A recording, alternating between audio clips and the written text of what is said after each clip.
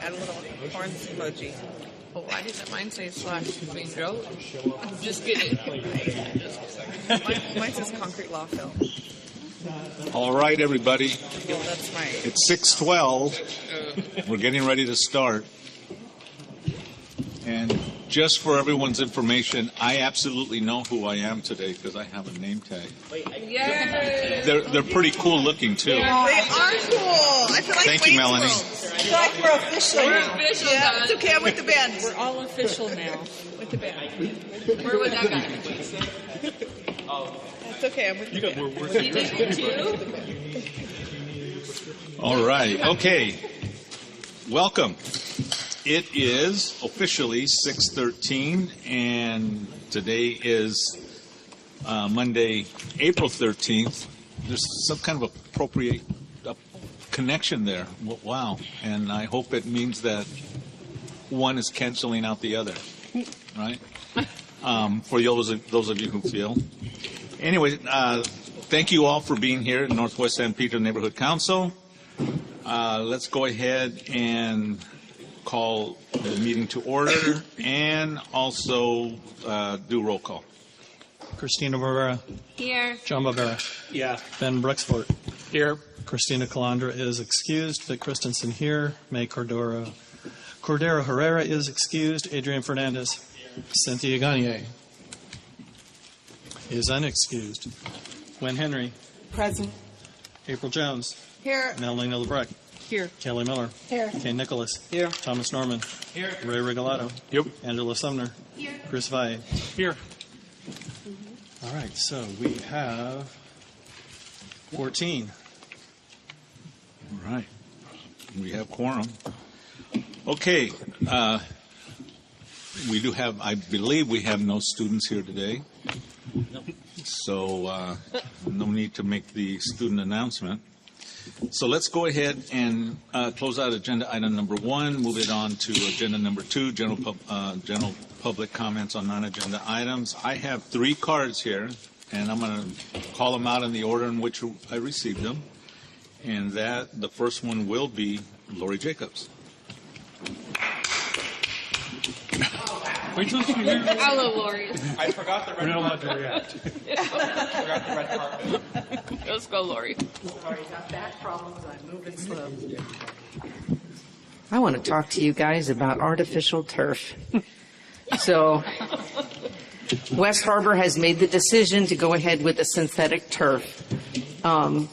Eric Johnson was at the South Bay City's Council of Government General Assembly and did a whole presentation on West Harbor, and I raised my hand and asked him, the COG is very much an environmental group, and said, I've asked over and over to look at all the reports about why this is harmful to our animals, our marine life, humans, and the planet.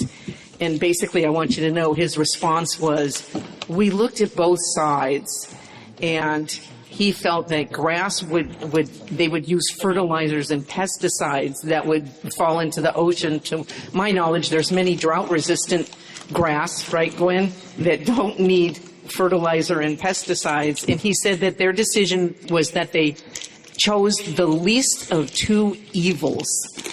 That was his comment, and I want you guys to know that, okay? That's not the way to choose something that, this is going to be a global, international location. I'm excited for West Harbor and the amphitheater, but I'm really disappointed again. I sent out a link to the Council of Governments where he spoke these things to Christina Calandra, and I think I copied Kane. So the environmental group, we can't give up on this. Tomorrow night there's a webinar in Santa Monica where they're again talking about it. The city council file still has not been really voted on, where Blumenfeld had put something through in November of 2024 to ban this in all of the city of Los Angeles. So, we have to continue we can't just go, oh, well, we're getting an amphitheater, bummer.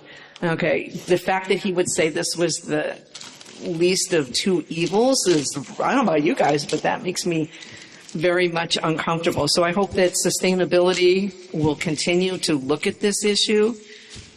That's it. Thank you. Thank you. Thank you, Laurie. Number 2, speaker card from Jordan Rivers.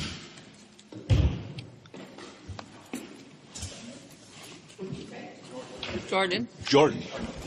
Sorry.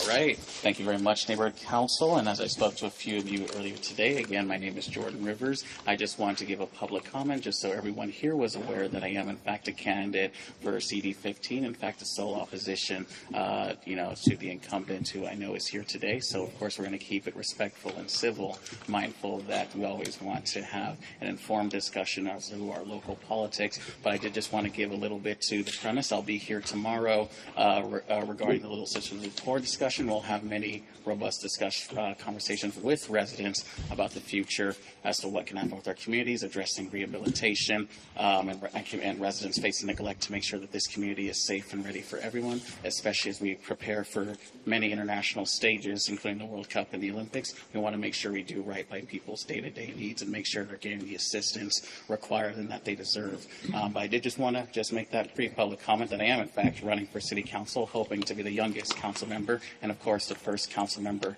of color to represent the 15th district. Our district is actually 100 years old, but will officially turn 101 in July. So my message is quite simple. This June, let's change that and let's break 2 milestones. First representative of color and the first candidate of the Green Party, breaking 2 colored barriers. So I hope you all can be a part of that dream and vision. But of course, this is community for everyone. So regardless of who's representing it, it is still 1 district, 5 communities. Thank you very much.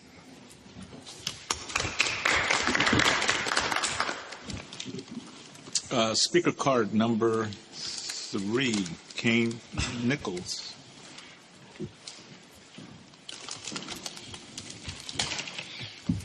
I come to the podium as a father in the San Pedro community as well as the business representative from Northwest.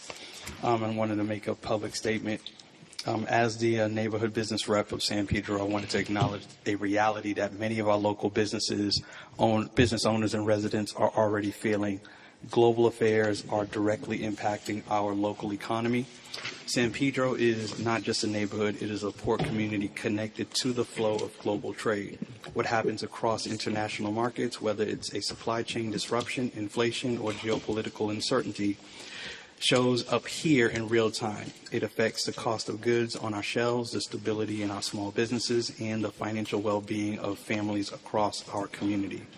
Our small businesses are navigating rising costs, tighter margins, and shifting consumer behavior.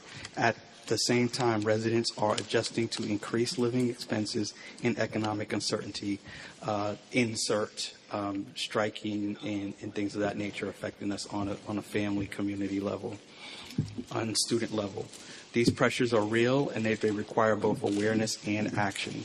As a community, we must remain focused on what we can control locally, supporting San Pedro small businesses with intentional spending, strengthening communication between business owners, stakeholders, and policymakers, advocating for practical solutions that help small businesses remain stable and competitive, creating space for collaboration, innovation, and shared problem solving. San Pedro has always been resilient. Our strength comes from our people, business owners, workers, families, and community leaders who continue to show up like us and adapt and support one another. While global forces may shape the environment, it is our local response that will define our future.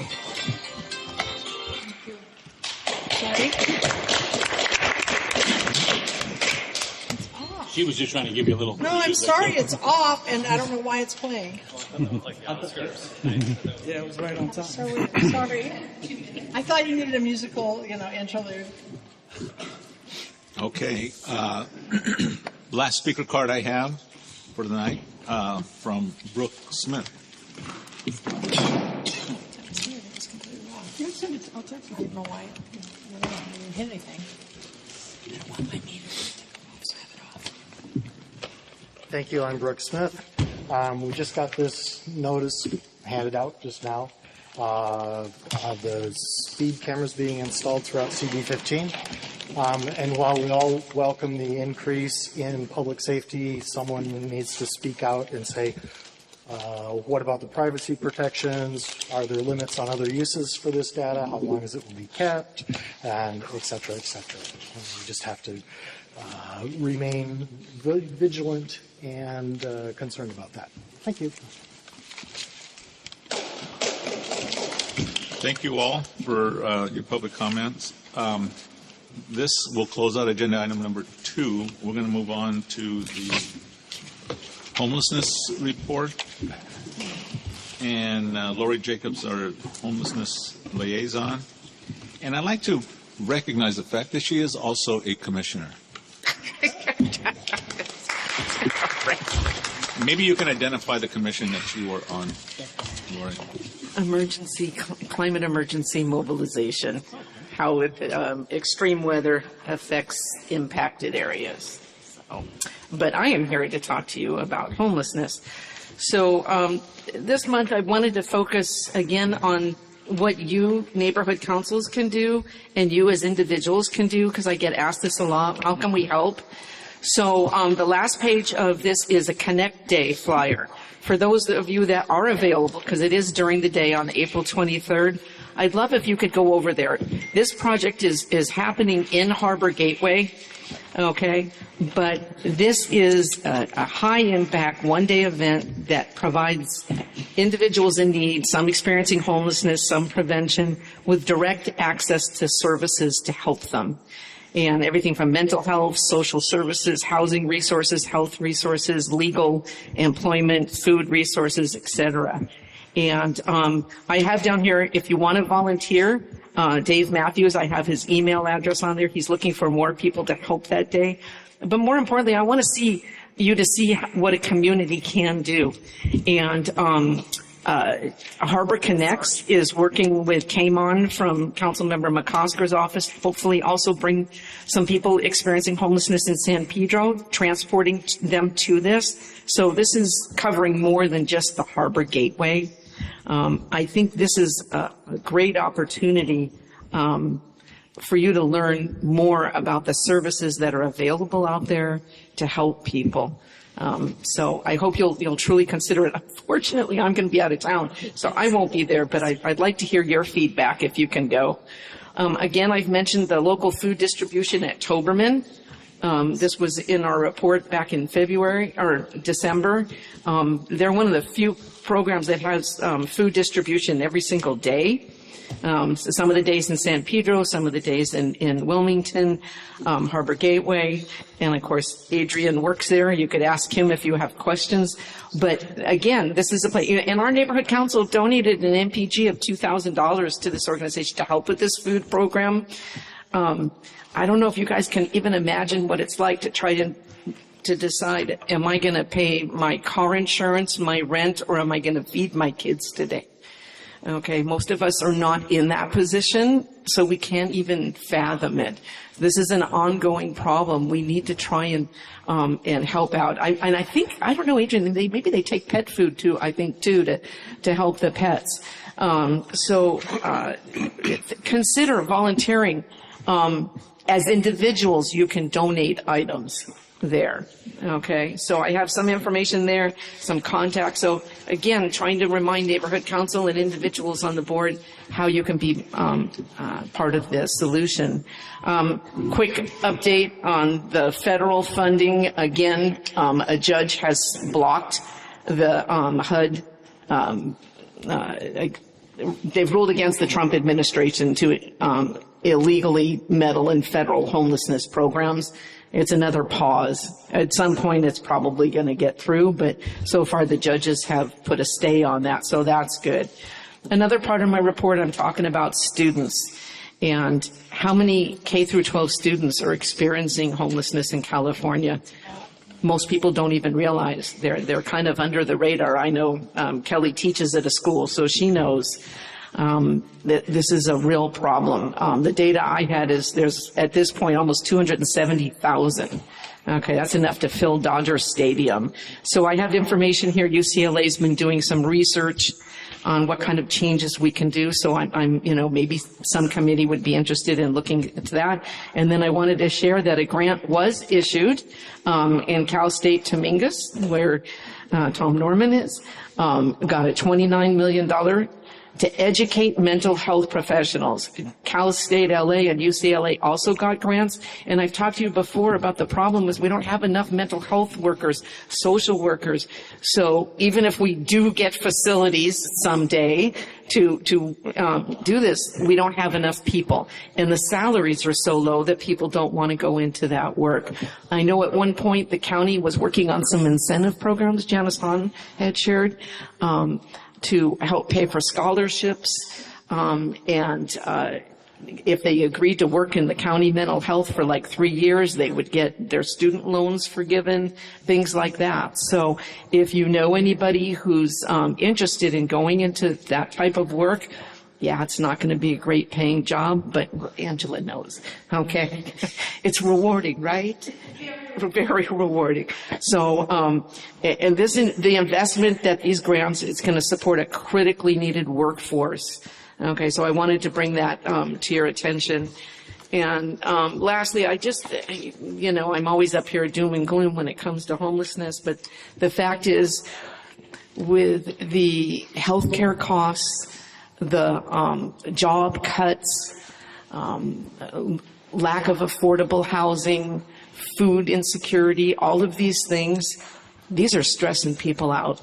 And the fact is that sometimes when that happens, even if they didn't necessarily become homeless, they may turn to drugs and alcohol to cope with this.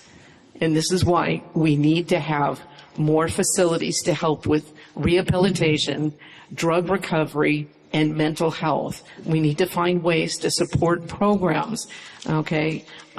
It's not and you guys all know I'm a recovering addict myself, and I went through an inpatient program that was in a very nice neighborhood, okay, that nobody said anything about. It was a few years back.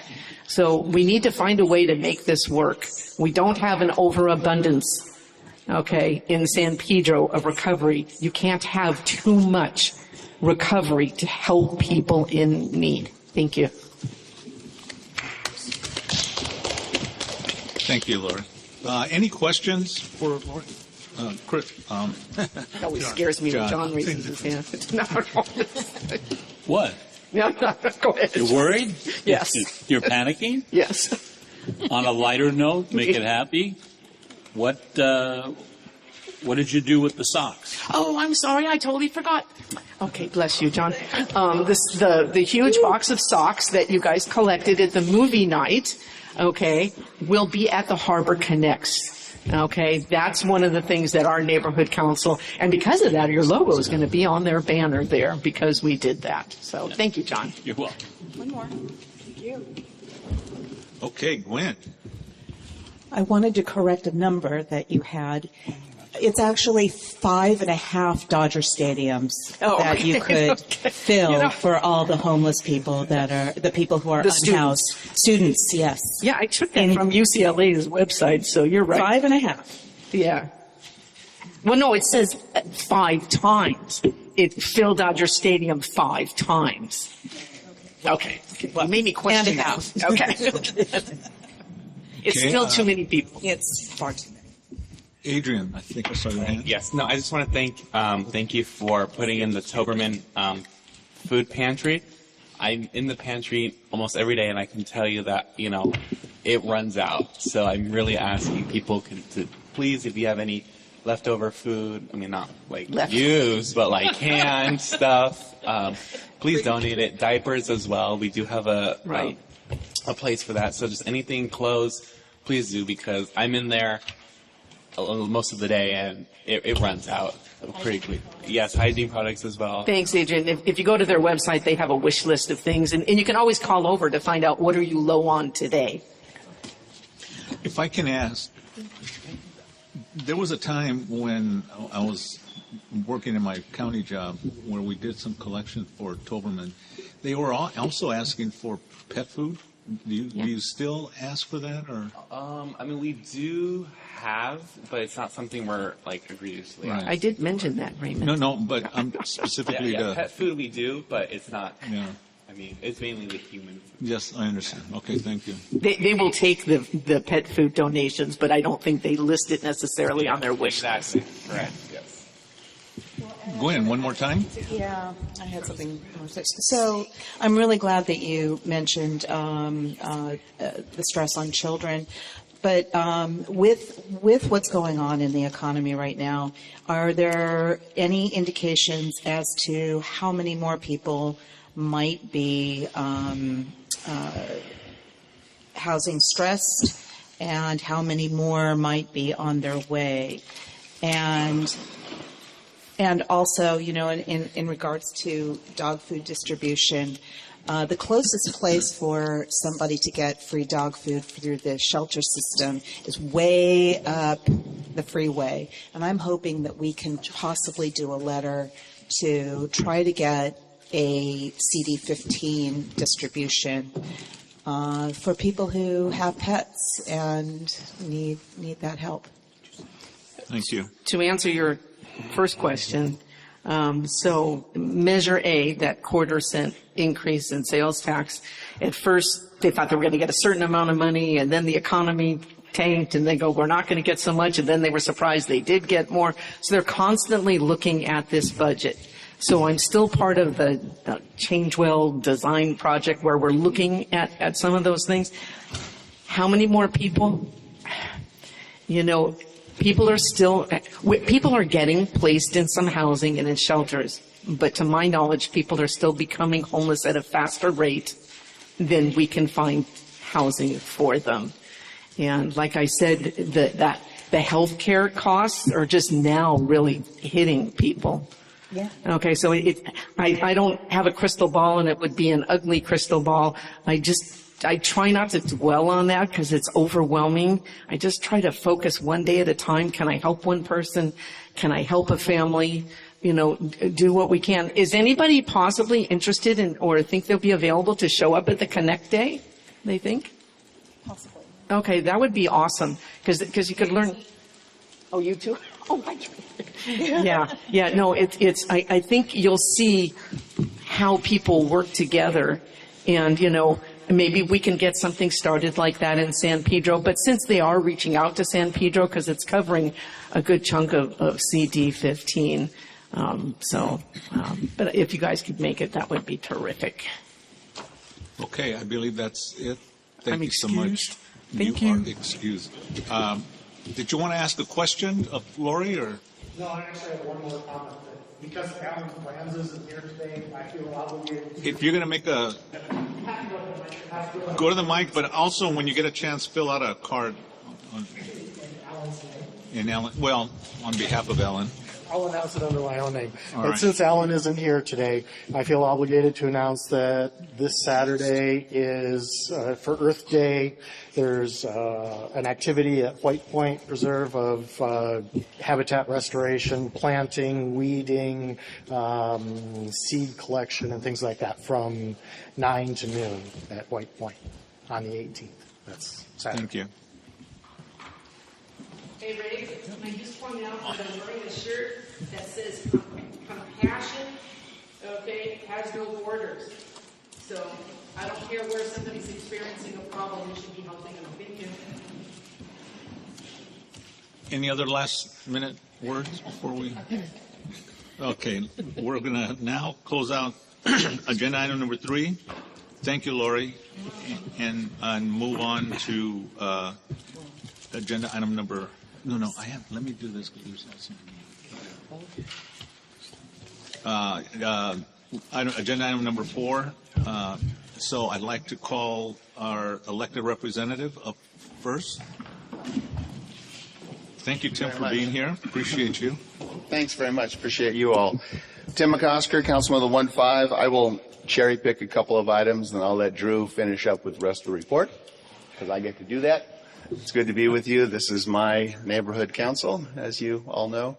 I want to underscore some of those important things you just heard, especially from the homelessness report. I would encourage anybody to come to the Harbor Gateway Connect Day. It's on the 23rd, 10 a.m. It's a Thursday, but it's really, really important. We're going to have a lot of services there. It's actually in a sweet spot between the County of Los Angeles CD8 and CD15. It's really not in an address that's in CD15, but it's an area where we've done a lot of our inside safes, and we've gotten a lot of folks indoors from that area, and it will be good to bring people together because of the nice convening. The county will be there with services as well as the city, and I've invited the council president, who's the council member of CD8, to make sure that they are there. You know, there are more challenges than we even heard before I get to another topic about homelessness and homelessness outreach and provision and making sure we're caring for folks that are unhoused.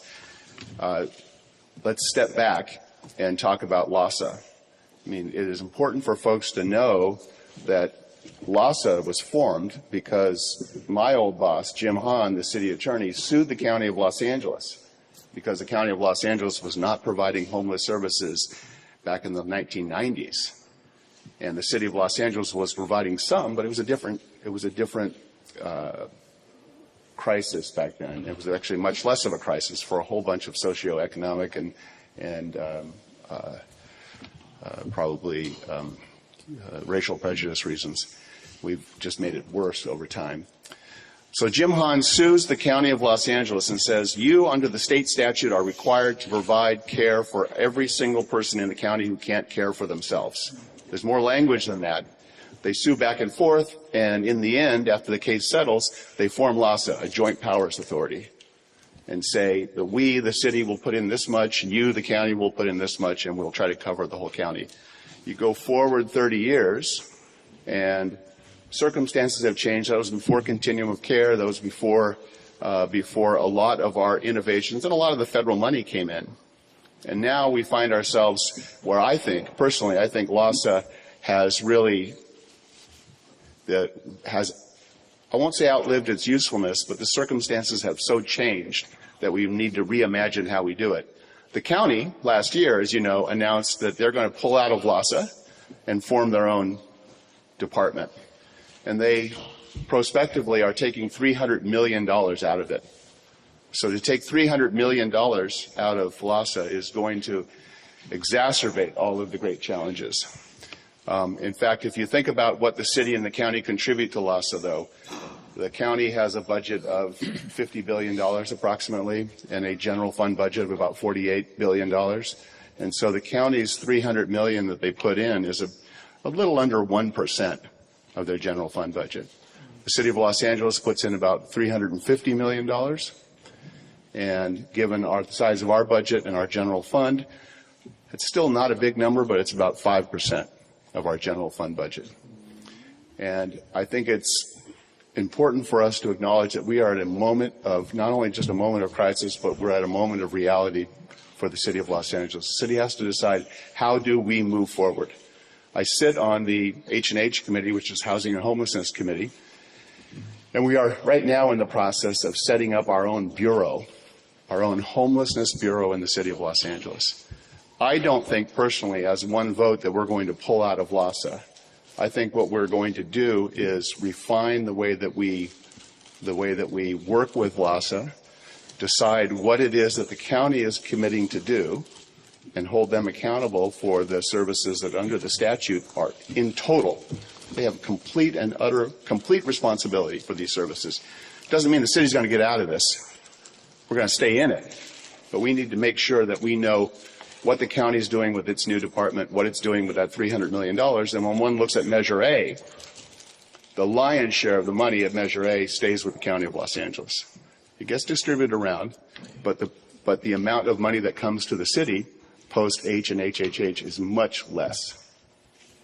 So understandably, I think the county is putting itself in a position that it will take a fuller role in homelessness. Not quite the role that it's statutorily required, but it's going to get closer. And I think the city of LA we are going to take the dollars that we have by percentage of our budget are exponentially higher, 5 times more than the county spends, and we're going to figure out how to spend those most efficiently. And I think we need to get back to the understanding that the city of Los Angeles has an absolute obligation to create and provide housing. And I think the county has an absolute responsibility to provide the services around those. In addition, outside the city of Los Angeles to provide housing. So we're going to work through those issues. And you're going to see more over the course of the year. Because my expectation is that when the county forms its department in the new fiscal year and $300 million goes out of LAHSA, all of the notices for laying LAHSA off are out. Every single LAHSA field worker has a notice that they may be laid off. Think about that. The city of LA, we are going to be dropping the mayor is going to be dropping a budget on us on April 20th. My expectation is that we will see a very significant contribution to LAHSA as well as a significant expenditure on other programs like Inside Safe. But stay posted because we're going to have to do more with less. And the feds, cutting Section 8, and the feds doing something that really affects our district. The federal government HUD has put out a proposed rule to evict all mixed-use families from our housing developments. And the 1-5 has, between the Watts community and the San Pedro community, has a little under half of all of the public housing units in the city of Los Angeles. We, the city council, have taken a position in opposition to that proposed rule, and we have begun submitting comments on that proposed rule, but I would ask every single neighborhood council in the city of Los Angeles to oppose that language as well. I mean, kicking mixed-use status families out of public housing does not save the feds or anybody any money. Mixed-use families actually pay a little bit more for their housing than other families. This just has the potential of incredible cruelty and increasing homelessness. So those are just some of the few things that we're going to be dealing with. But I did come to talk about Little Sisters of the Poor property. So I want to step back on this one too and talk about where we are, how we got here. 2024, the state of California adopted Proposition 1. Prop 1 was our commitment to issue about $6 billion in bonds to provide alcohol and drug rehabilitation facilities and services across the state. It passed, and passed pretty well in LA County. It passed by a bare majority in the state of California. So it's a $6 billion bond. The state legislature, following the adoption of the measure, put together basically the framework for how the money would be let. And it will go in cycles where it gets evaluated. Organizations and governmental agencies put in for the money and say, here's a piece of property that we want to use. We want to do the following. It went through one round, and a lot of money was allocated, maybe $1 billion, maybe $2 billion. I don't know exactly, but nearly a third of the money. And then the second round, and let me back up and say in the first round, I actually wrote a letter of support for Fred Brown for a piece of property in San Pedro to provide these services.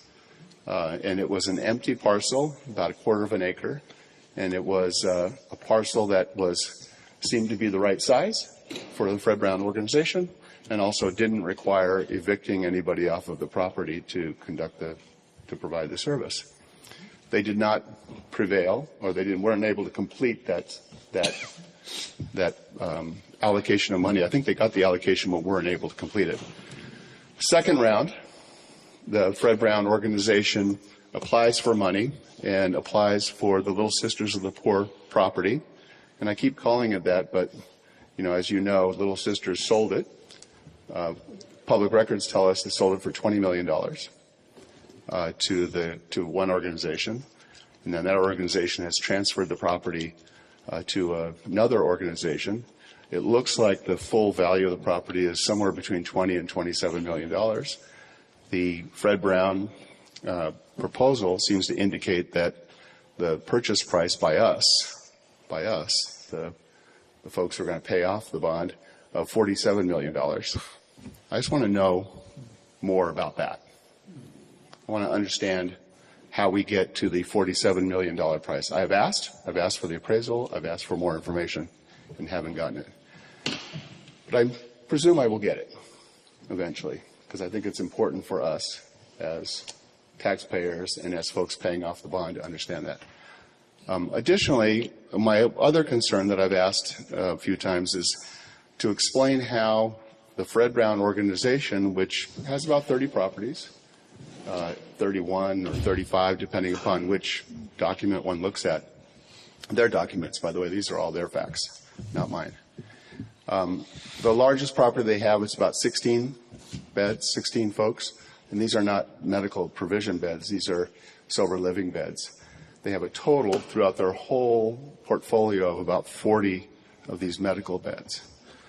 And the simple question that I have that hasn't been answered is, how do you go from having facilities as large as 16, as small as 6, to a 6-acre property where you invest at least $77 million, but the application was for $100 million, and increase your portfolio, if you will, of these medical beds by 3 times? How does an organization that has a budget of roughly $12 million go to an organization that can deploy, after the $47 million or $46 million, that can deploy 3 or 4 times that much? I don't see, and I'm willing to hear it, I don't see a level of competence or ability to pull off this project at this site, or at any site of this size. And if we really want folks to get the care that they deserve, I think we go with an entity that actually has the capacity to do the work. And I think we also make sure that the money that we're spending goes to the care and not to a landowner who makes a $27 million profit in a year and a half. Yeah. I have questions about this. This is a vitally important service. We need to make sure we get it right. And so I've invited folks to answer those questions. I've asked for the application. I've asked for the appraisal. I've asked for the evaluation records from the state. I haven't seen any of those yet, but I'm sure I will get them. But I have asked folks to come here tomorrow night at 6 p.m., where we will have a chance to frame the questions, hear a presentation, hear from the public. And my guess is that we will record everything that we have. I know we'll record everything we have. We'll figure out what questions were answered, which ones weren't, and we'll continue to pursue the information, because it's an important project. So I invite everybody to come tomorrow, 6 p.m. We'll go until we're done. Who has the final decisions on this? It's a great question. A really great question. The statute is written in a way that really does exclude the local government from having a significant input. So it's going to come back to, believe it or not, it's going to come back to the department, the agency that regulates the use, and a nonprofit consultant, and I'll have the information on that consultant tomorrow night, the address and phone numbers and everything, who administers what's called the B-CHIP program. So let me basically outline it as best I can. The call for, the offer of funds goes out. This is in the second round. Folks are entitled to put in applications. There's no requirement that they have public meetings or get community input. It gets evaluated by the department and by this nonprofit, and then the tentative approval goes out, and that's the step that we're at. The tentative approval of a little over $70 million is approved, and then there is a requirement that The applicant signed an agreement with the nonprofit group. The nonprofit group then has a checklist of things that they have to see happen, things that one would expect, title reports, clear evidence of purchase agreement, environmental review, not a CEQA environmental review, but just toxics on the property, and then a series of other things, including licensing approvals. One of the interesting things on the licensing approval will be, well, what happens to the 70 some odd people who are living in residence now, who are there for convalescent care and for memory care? And I've heard two different things.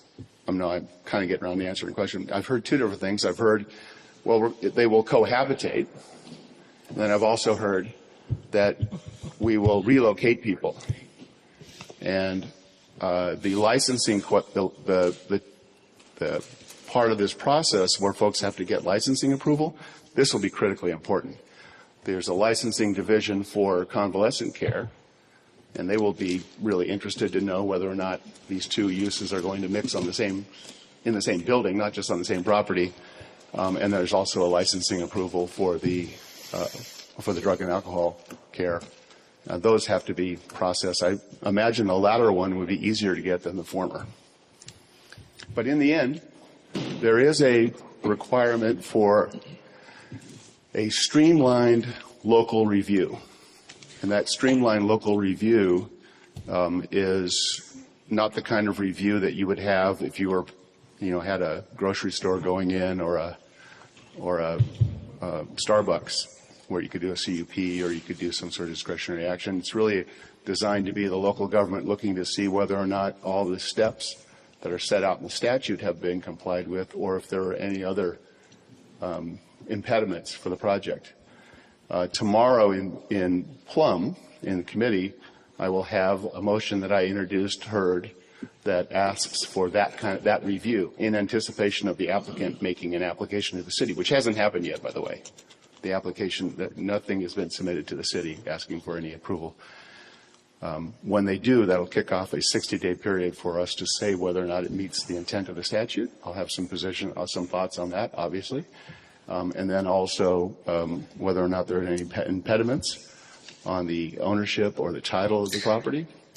And there are covenants on the property that relate back to when the Little Sisters of the Poor converted it from a high school to convalescent care.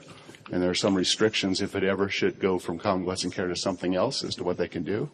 And I just need the city attorney and the community to understand whether or not those are challenges for the use or not. Thank you. Very comprehensive answer. Thank you. Thank you. Thanks. I have actually a question in each sort of segment of your presentation. We'll start with the one you're kind of fresh with. Is that if there was, let's come up with a hypothetical organization who did have a demonstrated history of being able to administer to this number of beds, and let's say, again, this is also another kind of blue sky thing, if the money was a little bit more transparent as to who was getting what and when and why, what would your hypothetical stance be if these other things had been answered about the existence of this? Yeah, no, that's a fair question. I thought about that. What if the county came forward and said, because we're a government, because we do this, and this is something we can administer, and because we're a governmental agency, we'll be transparent on the purchase price. I think that would be an example of, my answer would be, great, let's talk about how it operates then. And let's actually have public meetings and talk to the neighbors. Okay. And then about the situation with LASA and the split, and this is also kind of a theoretical thing. I'm really, for me personally, just to kind of get a professional's impression of the way things have evolved. And I've read the news about the dysfunction and the issues that LASA has had. Yeah. It sounds like you're describing this kind of as a net loss in the terms of providing services to unhoused people. The fact that there's this, there may be this potential division of labor where the county takes certain things on and the city does other things.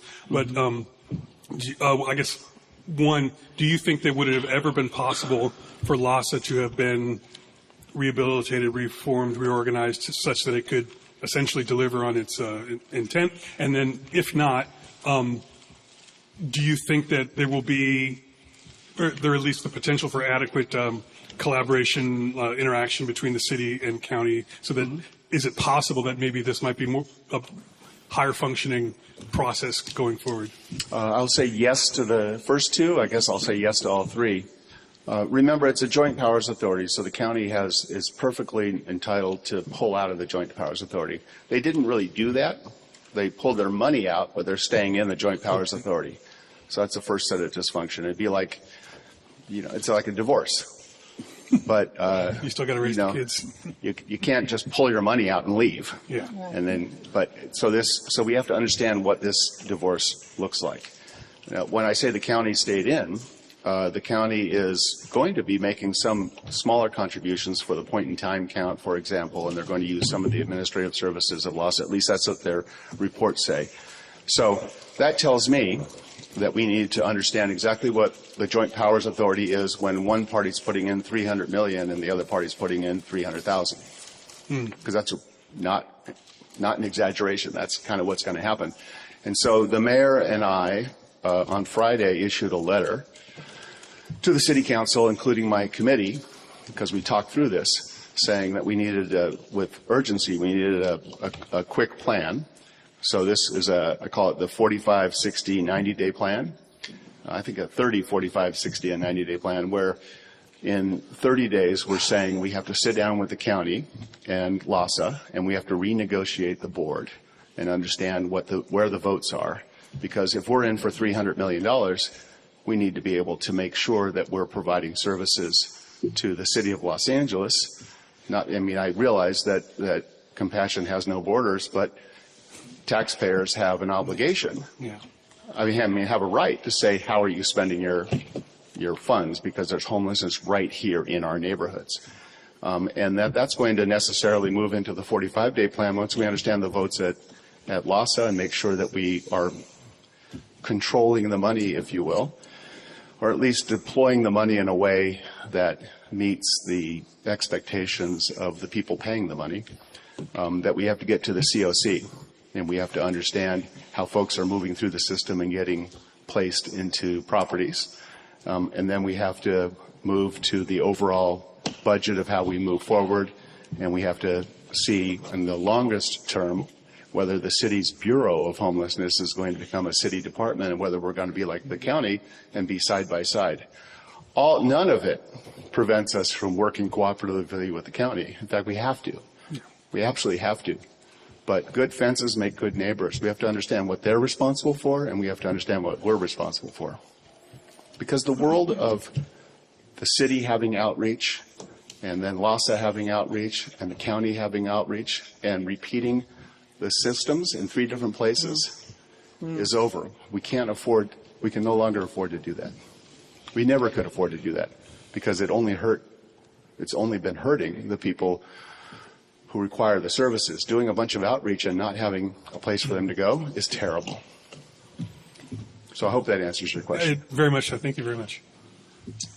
Gwen? A brief question and a longer one. So do we have to submit our questions in advance? Are they prepared for giving us information if we have something that might require some homework or some data? That's my first question. The brief answer then is no. We're going to have cards, speaker cards, just like a council meeting. You're talking about tomorrow night, right? For and against, and briefly what your comment is. The Fred Brown, is going to make their presentation at the outset. They're going to do an entire presentation. Folks are going to be able to speak. And then we'll be collecting cards, and then Fred Brown's going to do a closing where they answer as much of it as they can, and if it's not all answered, we'll do it again. May I ask that you also have a neutral, not just a for and against, but a neutral selection as well? Good suggestion. We'll make sure we do that. Now, I think actually, you know what? I think it's on. I think that is on. It is on there. Okay, good. I'm I am concerned by your bit of information about the intent of having people with memory care on the site and continue to provide services for them, as well as a new group of people who have, I would say, for as many people that are there, would require their own special set of services. And I'm very, very, very concerned about a large facility having a promise at the beginning of specialized services for every 6 individuals. Now, if there's one person who has a very unique situation, are they going to get the services they need? And as time goes by, the temptation may very well be, because of budget cuts and things like that, to cut, this is an opportunity for them to lump more people into a room and have more people lumped into services, which doesn't do them any good. Too many people. I mean, in schools, we've gone from maybe 12 kids in a class, and now we're at, 50 or more, in a class. This is not the place where services can be lumped in at any point. I see that as a temptation in the future because of its size. And the cavalier, I'm sorry, I believe it's a bit cavalier to say we're going to have seniors and memory care and all of these other specialized services intermixed with this other group of people. So Yeah, I don't know that they will. I mean, in fairness, I shouldn't say in fairness. I will say that at my first asking, I was told that folks would be relocated and that there was discussions happening. I've reached out. There is no evidence of those discussions happening. At the second asking, I was told that they will be cohabitating. And early indications from the licensing agency for the convalescent care is that won't ever be the case.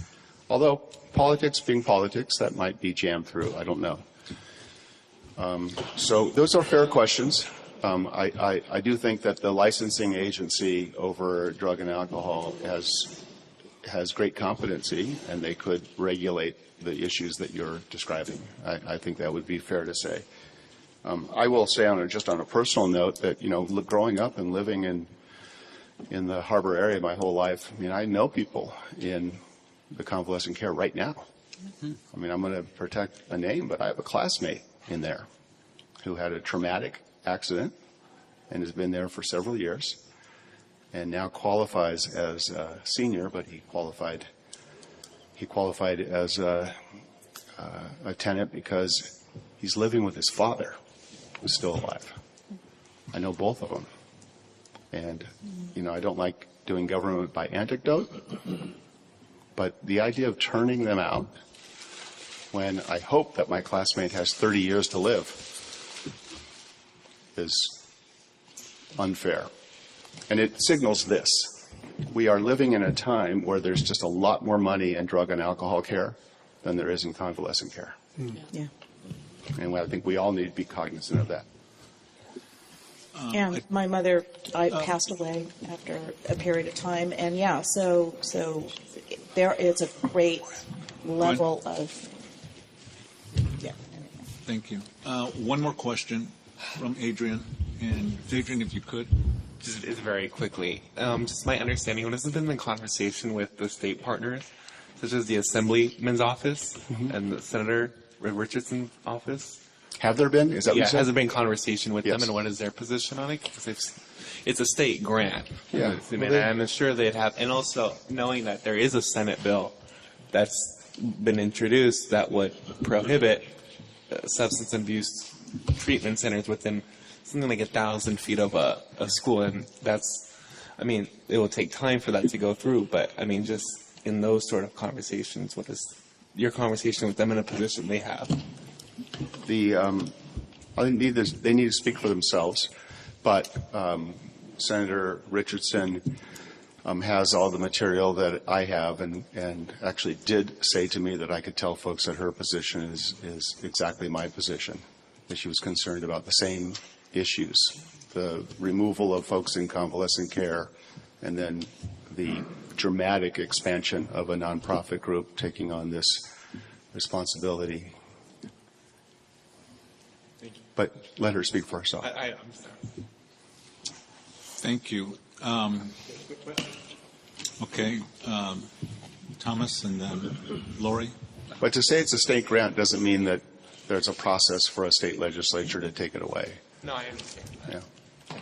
The context for my question is looking at similar big projects, Phoenix, Denver, San Antonio, Dallas. Not sure if your office has looked at those. And as a management scholar, my concern is the operational plan. I've heard you talk about the capital, the numbers, Yeah. get those worked out. But most of the ones that have failed, and it's normally by year 3, it becomes a pretty big community disaster, is there's not a well thought out operational. People get excited about the capital money, those big numbers, and so I think what I've heard from you sounds like you're going along that same line, which is really important to make sure they're convincing us that they're not going to, we couldn't let these patterns where it could fall. I think the community wants to work towards this, but I want to work towards it in a way that doesn't end up in a worse situation, right, and turn folks around, because all those projects had community opposition about not in my backyard, but I think it's even harder to support if it doesn't seem like there's a well thought out execution plan with a strong management team showing the ability to manage the groups they have and those numbers. So if you're not already seeking those, would invite you to and just appreciate you reporting to us and for the opportunity to speak and ask that question tomorrow. Yeah, I know the state does ask for those sorts of plans, and I've asked for them too. I just haven't received them yet. But it's also important to note that the money that we are granting cannot be used for operations. It's for acquisition and for real improvements, and then the operations are going to be the responsibility of the operator. But there is good money behind it. I mean, Medi-Cal is a pretty good pay, and it would be an exclusive Medi-Cal provider, which means that money would be coming in, and also to answer folks that say folks would be coming from the outside. Medi-Cal can only be used for, or the way the program is set up, would only be used for LA County residents. So I want to be fair about the facts on this. Lori?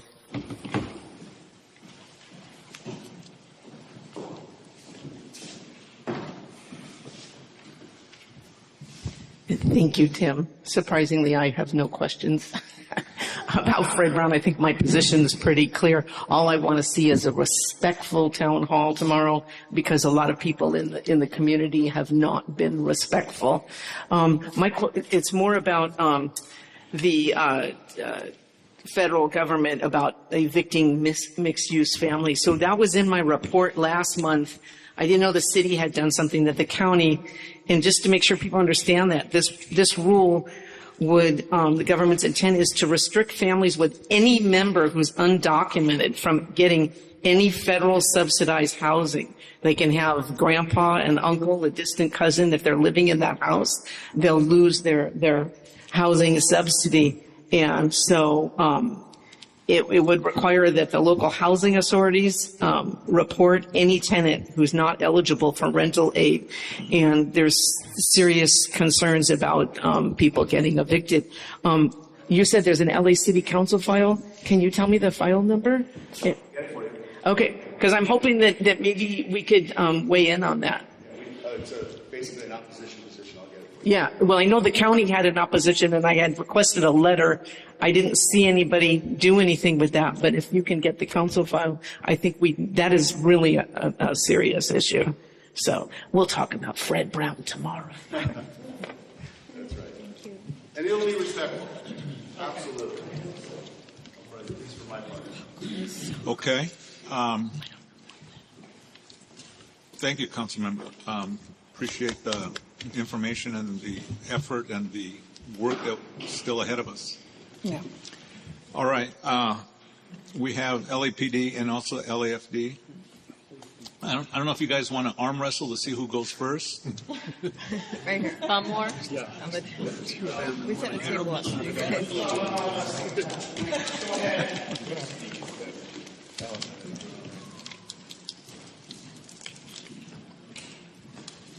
Good evening, everyone. I'm Sloan Joseph. I'm representing the Los Angeles Fire Department Battalion 6 office tonight, which oversees the 11 fire stations servicing the Harbor Gateway community, Harbor City, Wilmington, and San Pedro.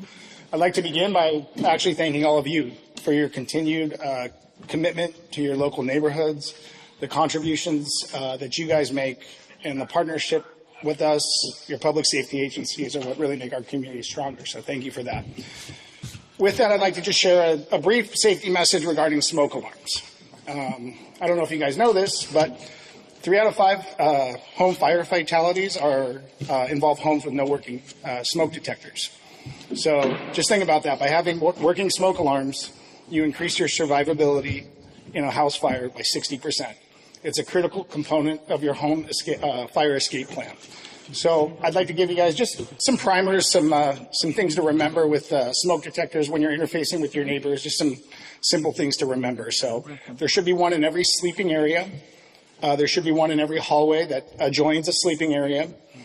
Make sure that you test them monthly. You replace them every 10 years.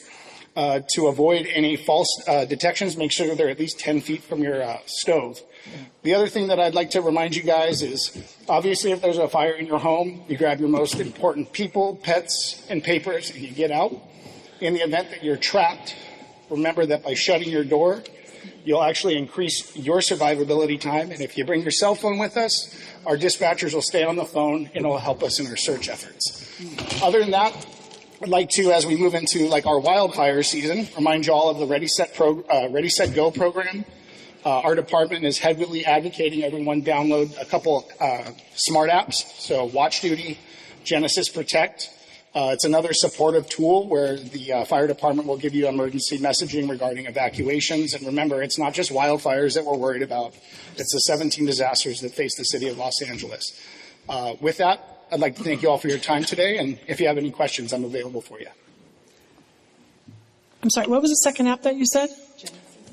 Genesis and Watch Duty. Yeah, and it's Genesis, not like the video game system I grew up playing. It's GENASYS. Lastly, Fire Service Day is coming up, which is a big day for our department. All of our local fire stations will be open to the community. The focal site within San Pedro will be Fire Station 112. There we'll be having demonstrations, a band, multiple CPR classes. So we encourage you all to come out on May 9th. We'll be there all day. Thank you very much.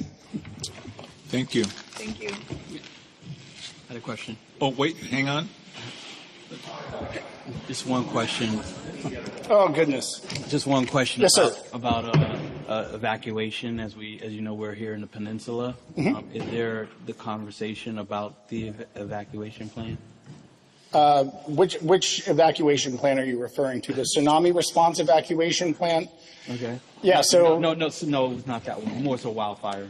Yeah, so actually there's a lot of work going on across the city right now doing an assessment of our compliance with AB 747, which is the state assembly bill that deals with evacuation routes. There's been a lot of internal collaboration with the emergency management department, LAPD, DOT, and LA Fire. We recently rewrote our emergency messaging protocols. Mm-hmm. So after the Palisades fire, the city, all public safety agencies have done a great job getting back together with the support of City Council and the Mayor's office, really trying to refine our processes. But the thing that I can assure you what you'll get from us is emergency notifications via a wireless emergency alert. There'll be clear instructions there whether or not this is a warning or an evacuation order. Mm-hmm. Right? And then the other supportive tools are the applications that I just mentioned, Genesis as well as Watch Duty. As far as the plan itself, I just need you to understand that unlike tsunamis, wildfires, earthquakes, or any other type of thing that might necessitate an evacuation like a hazardous material release, mm-hmm. A lot of that is dynamic and incident driven. So in the cases of like a wildfire or a hazardous material release, we have different modeling tools that we'll use to determine the scope of the emergency so that we actually evacuate the right group of people and not the entire city. Because we understand that evacuation is a very impactful thing. It's an immediate life-saving intervention that we provide, and we're not sheepish to use it, but at the same time we want to be judicious in its usage. Does that answer your question? Yes, it does. I'm hoping that there is some artificial intelligence in geo-tracking that's involved in that as well? Absolutely. We have a couple tools at our disposal. We are growing our UAS program as well as LAPDs. So that intelligence will be readily available to us. There's definitely a lot of influence in the consumer market with local governments about introducing AI and some of those predictive tools. But we currently rely on different programs like the FIRUS model, which comes out of UCSD, which is a plane that flies and thing is all specced out with all sorts of technological tools. So AI is definitely on the forefront of where we're going to be, but as of now, it hasn't been integrated into our daily operations. Thank you. Yes, ma'am. Yeah, one thing about, I'm the public safety person, and one thing that I've learned through CERT and all of that is that the harbor area is unique for evacuations and things like that. It depends. Tsunamis, yes, you're going to have to move.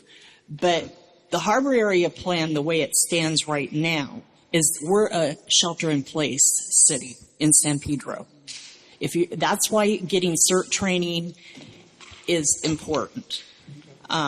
Because you can't exit out Western and the 110 freeway. It would be like landlocked. You'd be sitting there. And so that's why educating the residents is important. Great point, and I assume you're a member of CERT, correct? Yes. Thank you very much for doing that. That's awesome. Ma'am, did you have a question? One more. I think I saw a hand. Yeah, Kane had touched on this. And so did Melanie. Are you collaborating with the port? Absolutely. And I'm hoping that when you do outreach, that there's a lot more for this very special community where there is, an entire port with a lot of hazardous materials and that kind of thing. But in regards to that, with the AI, I would think that, for example, when a ship ignites on fire, that might change the evacuation plan.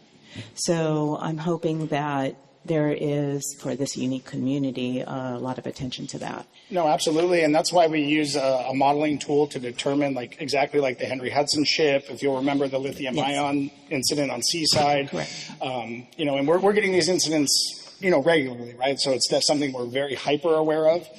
We are in touch regularly with Port PD and Port leadership about how not only we mitigate hazards, how we identify them early, how we restore operations in a quick way, right? All those things, but also related to your question of what's the impact to my community. That's where we use our current modeling tools so that we have an idea of where a hazardous material, where the air is moving based on wind direction and a bunch of other factors. And I hope that is actually elevated all the way to a federal emergency, a very, very high level emergency, because we are in a very sensitive location. Mm-hmm. So I'm hoping that all levels to something that is a lot more significant than just a ship. Fair enough. It's also something that our community is made aware of. Yes, ma'am. Thank you. Thank you. Thank you. I guess better get out of here before someone else resigns. Thank you.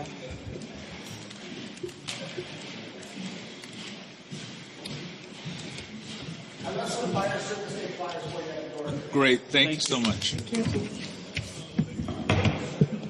Hello and good evening, everybody. Officer Verloni, the Senior Lead Officer for Northwest San Pedro.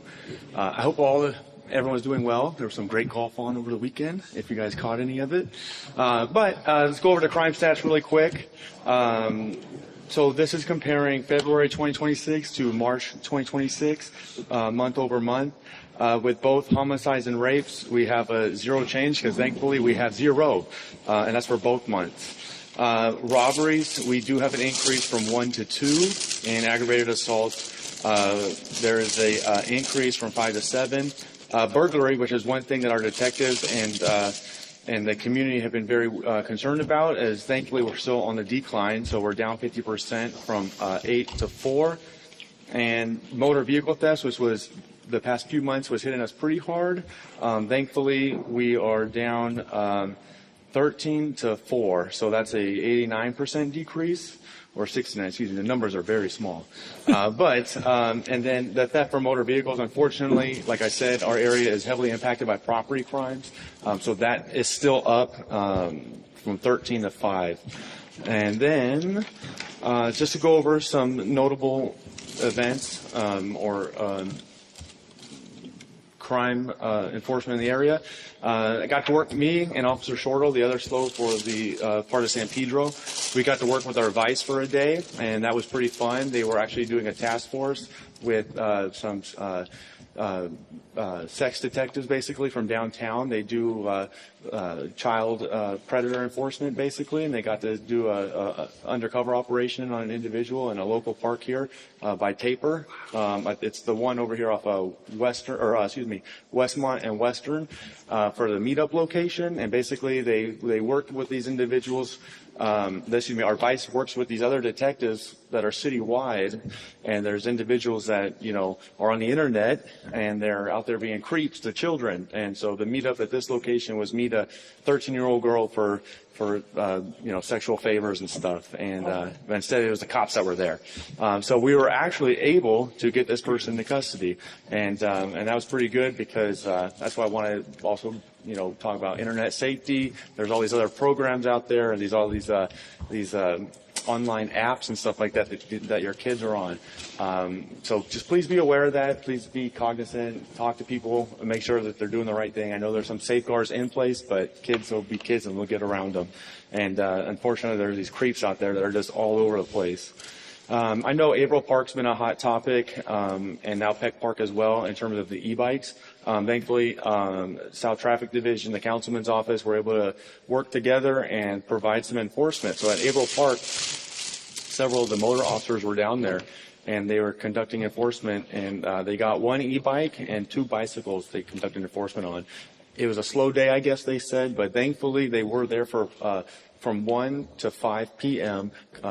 Conducting enforcement. And Officer Rowe, the South Traffic Officer, he says he's going to do his best to coordinate extra enforcement here. And I asked him, please come by Peck Park as well, because I am now hearing that they're here too. So I guess another issue is I did have my issue with an e-bike as well. I was driving down Western from 5 Point area, or actually, excuse me, Westmont, and this one gentleman was on his e-bike, a kid. He was following the rules of the road. He had his helmet on. I was like, good for him.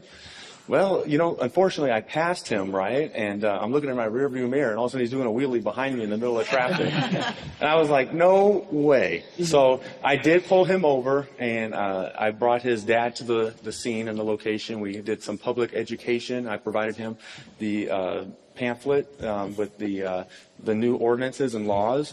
And he put the bike in the van. I didn't take it from him because he was actually a nice kid that went to San Pedro High. I didn't see him in any of the pictures that have been sent to me. So I said, let's make this a learning moment for this young man. And it was very helpful. His dad sent me an email of how grateful he is and all that good stuff. So it was cool. But some of the events that we had a career day at Taper Elementary the other day as well. So we had all the kids come and do all that stuff. So we love doing events at school. So if you have anything, let us know. We got multiple more coming up in the future as well. And next time I'll talk about those. We did a coffee with a cop at the Albertsons over here on Western and Westmont. It was a good event, great turnout. We had motors there. We had different types of officers there and a few people from our office. So we're having a bunch of those going on, and I'll have another one in the future. So, again, just please come out, or if you know somebody in the community that has some questions or they want some advice on something, we're always here. Upcoming events, we have the Wilmington Carnival coming up. This is a great carnival. It's twice a year, and this proceeds pretty much go to our cadet program. And the cadet program is the youth in our neighborhoods, our communities, and they come and there are cadets here where they get to learn stuff. They do trips, field trips. They do a lot of volunteer stuff in the community as well. And these funds kind of help support that. So if you or somebody you know wants to go to Carnival this weekend, it's from the 17th to the 19th. That's Friday, Saturday, Sunday. Come on out and enjoy the Wilmington Carnival. All the SLOs will be there and to provide security and be a part of the community and maybe go on some rides. So last time I did that, I messed up my uniform. I was like, dang it. But that's all I have for today. Are there any questions? All right. Any questions? I see some hands. Okay, let's start with Chris, Adrian, then Gwen, and then Kendall. Could you just tell us, You mentioned that the legislation around the e-bikes had changed recently. Can you detail like what like before and after? So the e-bikes are a newer form of transportation. So then you're dealing with ages. You have minors, then you have adults. So just like a bicycle, some adults don't have to wear helmets, minors do. Then there's like fixed pegs. You can't have fixed pegs on your e-bike or whatever. And then it's like the motor size. So some things are challenging to address. Because I can't just look at a bike and say what motor size it is. But usually, like say doing a wheelie behind a police officer in the middle of traffic, that's a rules of the road violation. I am now going to stop you and conduct enforcement on you. So usually they still have to follow the rules of the road. And then that's when you start getting other details down on that stuff. I do have the pamphlet on email, so if you want, I can email it. Oh, there you go. So it's in the packets, and so is the barcode. Oh, excellent. So there's a lot of different nuances to it. There really is, and there's a nice chart in there that it kind of lays it out. So I can't remember it all, but it's something new. So basically, in 2026, these laws were passed or put into effect. To address this issue. Thank you. Adrian? Yes, just two very quick questions. The first one is continuing on e-bikes. On average, how many of these e-bikes are you impounding and cracking down? And so usually, I'm sorry. Oh, I'm sorry. No, because I live on a busy street and I see them just flying by, and even going down Channel. I mean, that's a steep hill that these kids are going down on, and one wrong move, they're sliding down. So, I mean, how many of these are you impounding? Yeah, so our South Traffic officers, they're doing pretty good by doing the enforcement, and then they're impounding them. That was the only e-bike I was able to pull over because I do the checks at the parks, and when I go there, I'm not seeing them. So, So it's just kind of one of those things where if you see them, then... Yeah, and then usually, as an officer, we have discretion on how we're going to resolve an issue. And so, say this e-bike, this person that I pulled over here, made it more of a learning experience rather than, costing him a bunch of money. Again, I didn't see him any of these pictures that the community sends me as maybe the main group of troublemakers in the neighborhood. Yeah. So... And then the second one regarding stop signs, and the reason why I'm asking is because I do live on a busy street, and the other day nearly got wiped off with a car. And what is truly, what South Traffic is doing? Are they positioning themselves in places and just watching and seeing, monitoring, or what's the average of people who are being ticketed and while blowing through these stop signs? So Officer Rowe will have those numbers. So I would recommend you email him for specifics. But pretty much we're all conducting enforcement of traffic signs and traffic enforcement in general. I would get with Officer Rowe, get those numbers if you want specific about Harbor Division. Obviously, there's like the issue with how many officers do we have, that we can't put an officer at every stop sign, blah, blah, blah, right? So our goal is to create a safe environment, a safe roadway for everybody. But that's why we have the QR code, so that they know about it and they could put the enforcement where it's needed.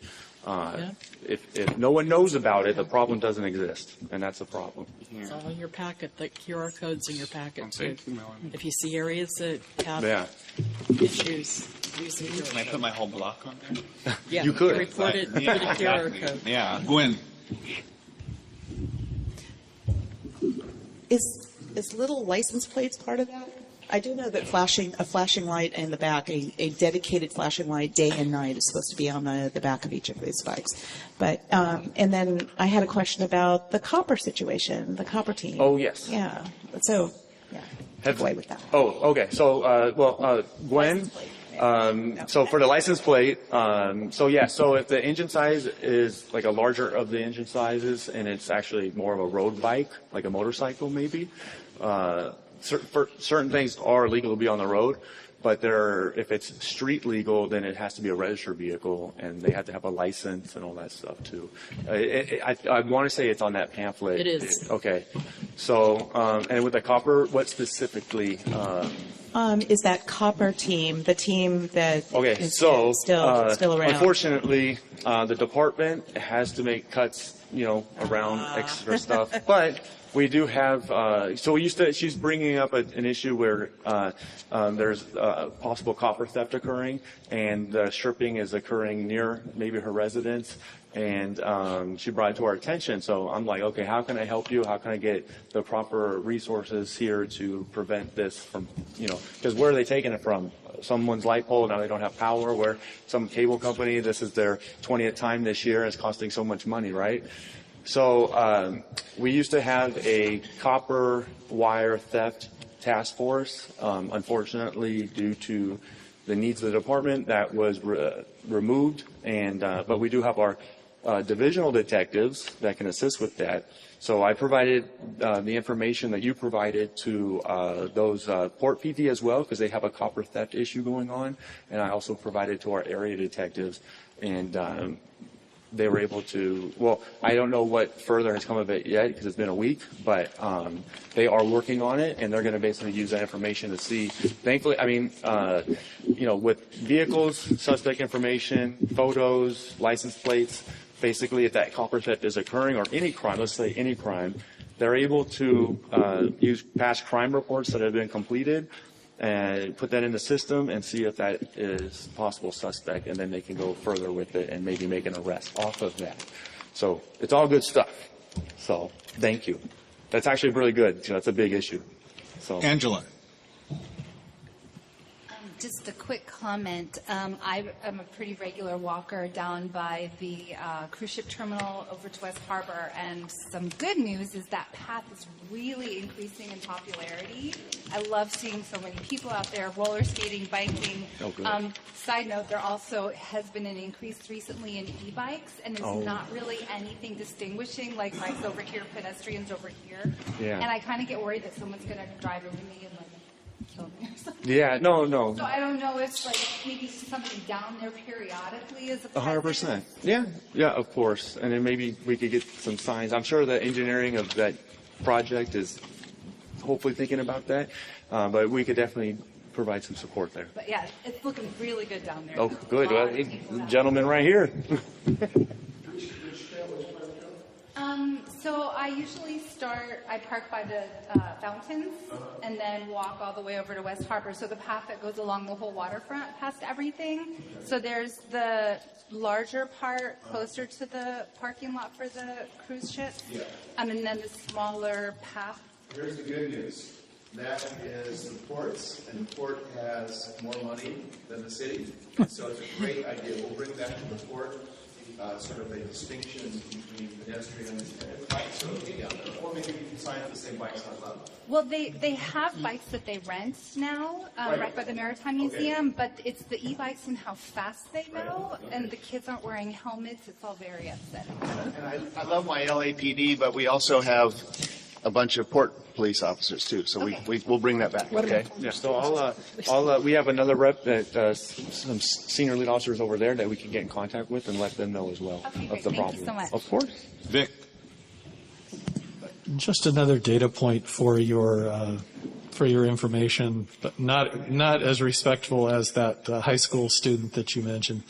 I was coming up. This was probably 3 weeks ago.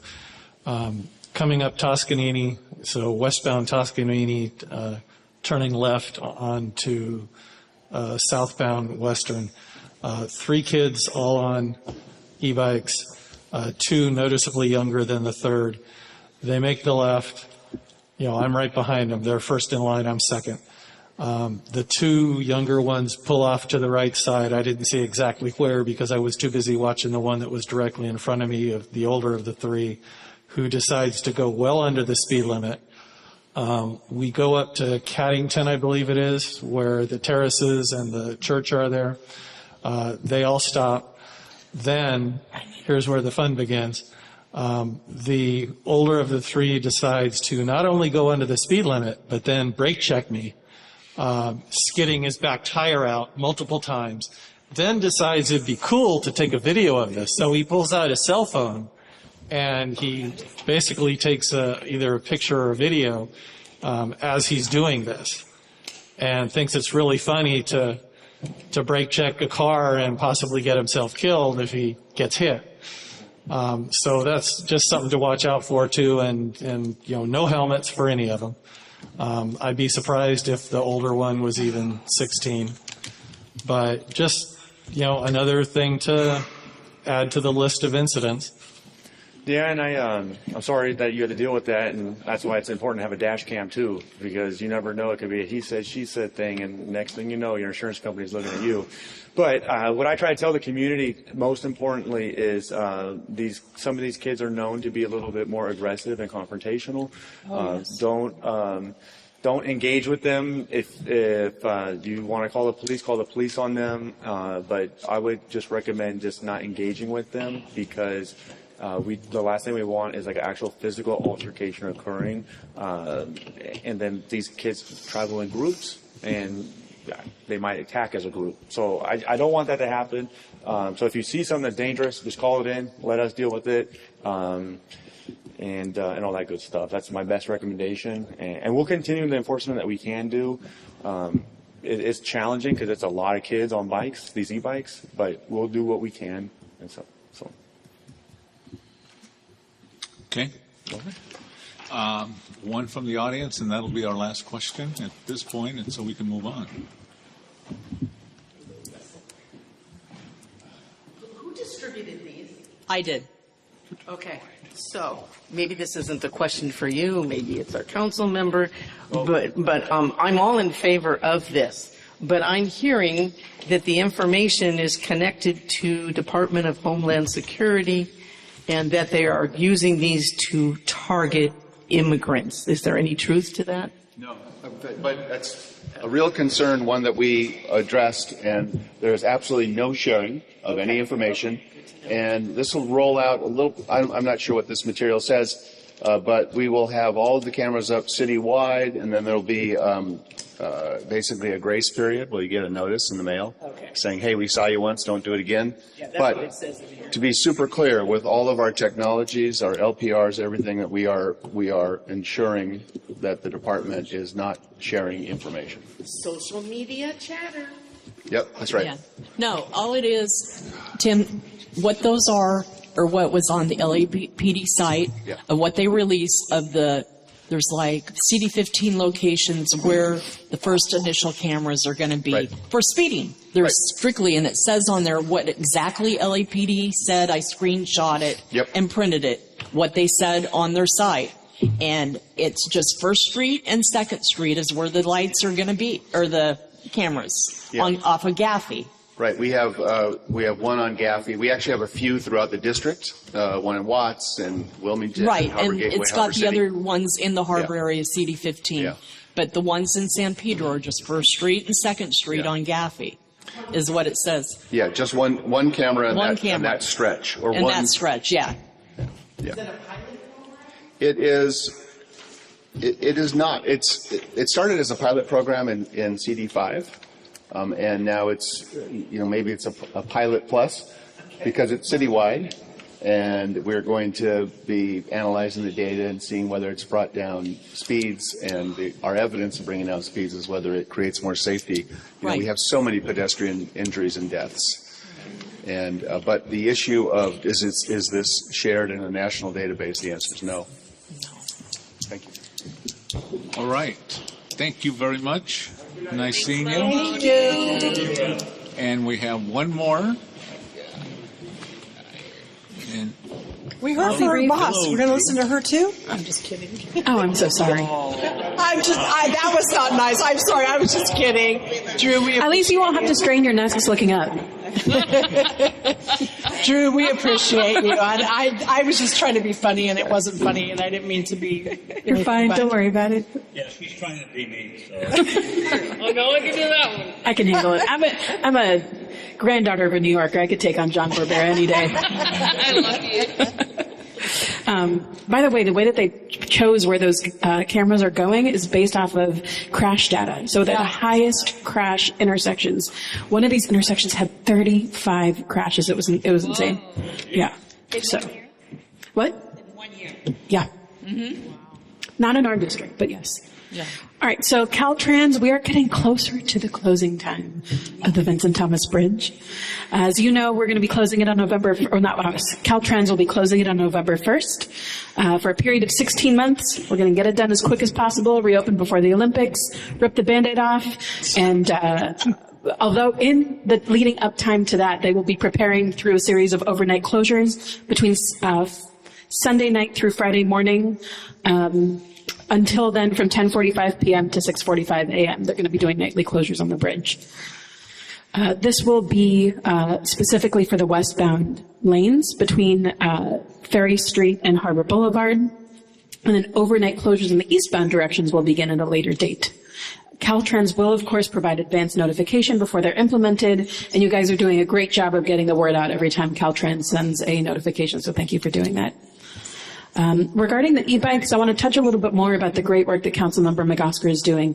He's pulling together meetings of the folks that matter, whether it be LAUSD, LAPD, school police, even local businesses that are suffering from the results of these kids on e-bikes. And he's really pushed hard for these task forces, which have been successful in educating the students, but also taking bikes when they're not supposed to be there. He also brought forth a motion, which I believe received support from the neighborhood councils, specifically for White Point Nature Preserve to ban bikes there. Because even though it says walk your bike, kids are not paying attention. Some of them have been attacking the park goers and destroying the local habitats, and we need to do better. We need to do better as a community. We need to do better for our kids. Also on First Thursdays, there's been increased police presence in order to tend to the traffic infractions from these e-bikes, and we're working with our LAUSD partners to get out more information. He sent out a couple letters to the parents, and now we need to figure out how do we instill knowledge and understanding and a respect for authority in our young people. Ultimately, it comes down to the parents, but we're going to do what we can. Community updates. I know Adrian Fernandez is going to love to hear this. We had a great meeting here in this very room with the Rec and Parks Commission, and the community and the council member came out in support of increased staffing at Leland Park. Sorry, it's been 2 years since I've been working on this issue. Leland Park will be activated very soon. We have Banning High School. They're going to start practicing at Leland Park, and there will be programming for little tiny kids on the basics of soccer fundamentals. All right. That'll be a program that'll be starting there. Staff from Peck Park will be going and staffing Leland Park in order to slowly ramp up the activities there. Adrian has been working very hard on this, and I wanted to deliver the good news in the presence of the council member so he could see how exciting this is for our community. And so, yes, Central San Pedro will get their staffed recreation facility. It's good for him. He's a little kid, so he's been dying for this. I know you're going to be looking forward to those Saturday morning soccer practices. I'm going to be on the playground and everything. But for more information on the programs that are going to be happening, you can work here with Michael Signorelli. Contact Peck Park Recreation. They are going to be the staff for Leland will be coming out at Peck Park. Thank you. No, just on the bottom of my heart, just thank you guys so much. This is an issue I took on once I joined the neighborhood council, and to see it actually come alive, my greatest thanks to you guys.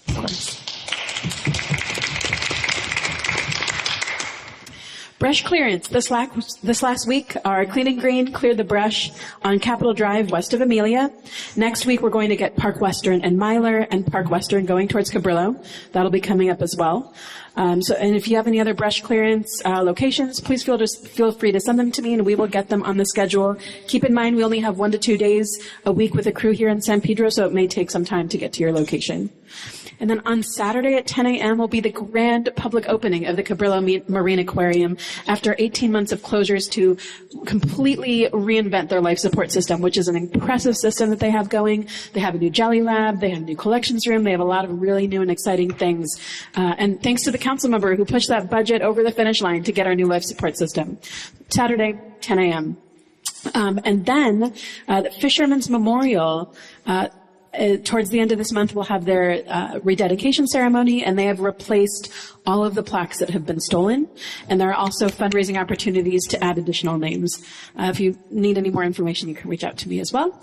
And I know that you did bring up some issues surrounding the copper thefts and the lights. The mayor did commit to replacing certain lights that are eligible for solar to be replaced with solar lights, so that we can also reduce the impact of our copper thefts. And that's it for me. Okay. All right. If I can, I'm going to take the opportunity. Myler, Channel, and Battery, that whole corner right there. It's all going to be done next week.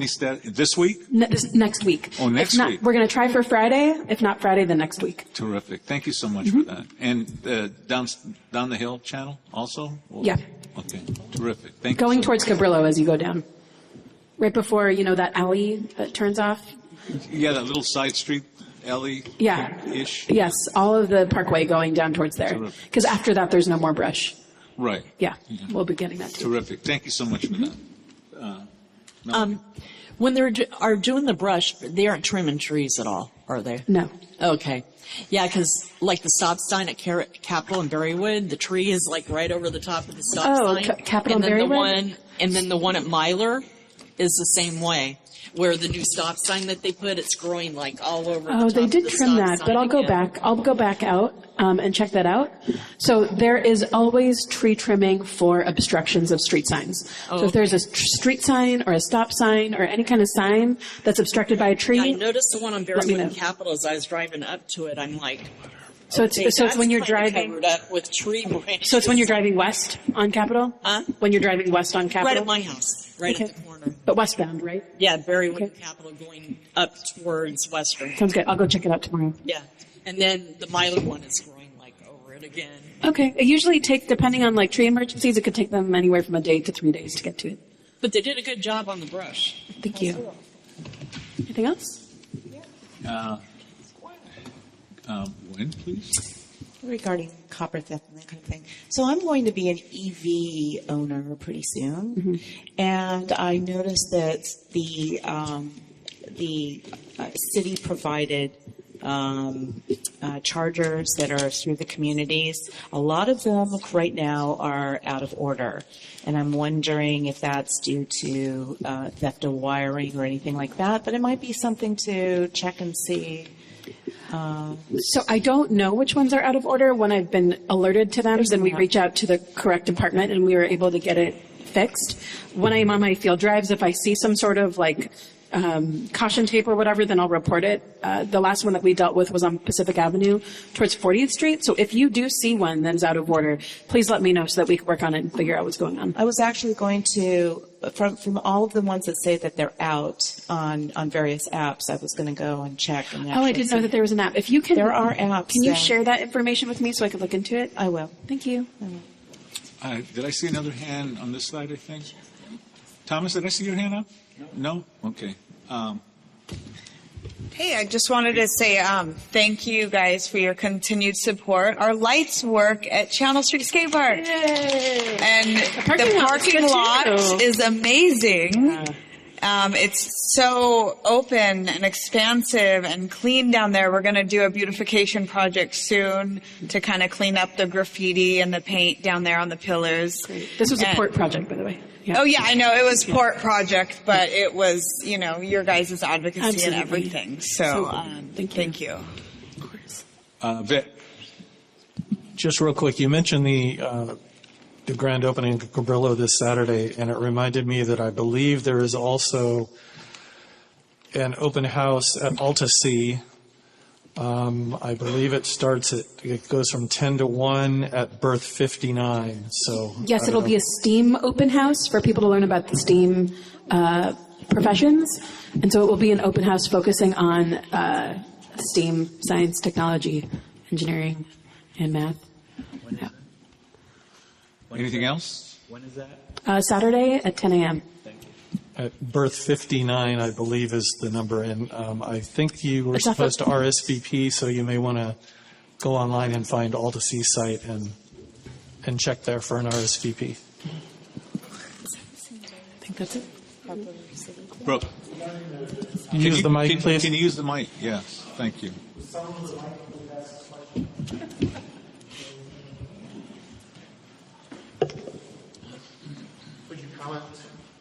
Would you comment regarding the Vincent Thomas Bridge closure on the resurfacing of the detour routes, particularly Ferry Bridges and Alameda? So I will, if I get this wrong, I'll have the councilman correct me because this is something that I've not been working on. But part of the negotiations and the closure was that Caltrans would be resurfacing the detour routes before and after the closures because there will be increased traffic, there will be increased wear and tear on the roads, and it's important that we have those roads in great condition before the closure and then we restore them to being in great condition afterwards. That is excellent, except to be very clear, it's going to be what they call large asphalt repair. So it's not going to be a complete resurfacing before, and it will be just repairs to bring them up to a higher standard, and then it'll be resurfacing afterwards. I will also say that we have a separate project which is waiting for the Vincent Thomas to complete to do Alameda, a $90 million project on Alameda to do some widening where we've spent the city has spent years acquiring some rights of way to make that full width and to really bring Alameda up to standard. So resurfacing, well, not full resurfacing, but repair, but excellent. Thank you. All right. Thank you all. Thank you. All right, I'm going to close out agenda item number 4. Thank you all. Councilman, thank you for being here. Really appreciate the information and your participation. I've seen you all over, and it's really heartwarming to see that. Now I'm going to go let my family see me all over. Good night. Good night. Okay, agenda item number 5. We got on the consent calendar, we have 4 items. Let me check. Yeah, 4 items. Approval of the meeting minutes for March 9th, approval of the budget and finance for March 2026. The budget. Budget, I'm sorry. Approval of not greater than $275 for 2026-27 Zoom license out of budget and finance, and acknowledging Alonzo Jenkins' resignation from the community issues. Sad to hear that, sad to see that, but he's been very good, good participant. So anyway, we need a motion. I'll move the motion. I'll move Seconded. the consent calendar. Okay, Adrian moves, Chris seconds. Discussion? I have a discussion. There's no discussion on the consent calendar. Can we take a vote? Yep. Christina Barbera. Yes. John Barbera. Yes.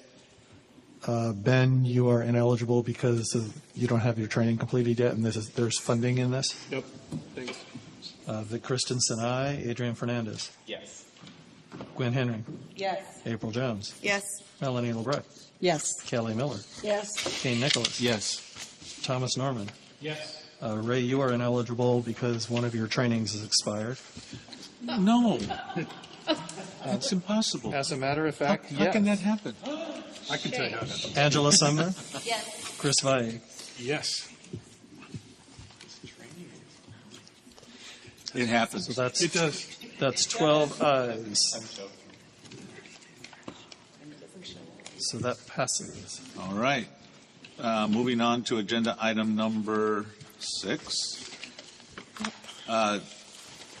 Budget and finance we'll do, and then right afterwards we'll also do public safety, and then we'll come up with the bylaws. So, Melanie? Okay, so first the MER. This is not out of committee because our meeting was the first. So the MER is on page 14.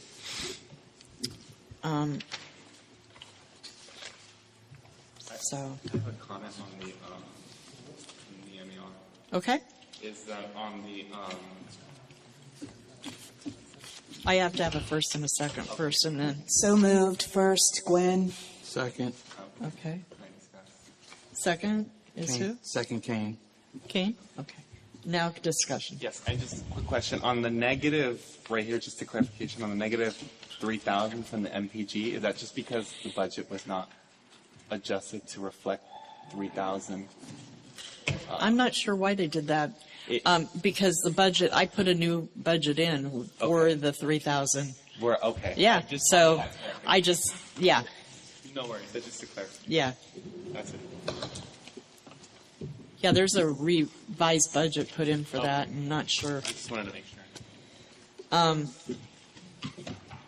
So call for the vote. Thomas. Yes. Kane. Yes. John Barbera. Yes. Vic. Aye. Christina Barbera. Yes. Adrian. Yes. April. Yes. Gwen. Yes. Melanie, yes. Kelly. Yes. Angela. Yes. Chris. Yes. Okay, next is, okay, these two items. Oh, before you start, I have to recuse myself for these two items. I'm a contractor for Department of Neighborhood Empowerment, so Okay.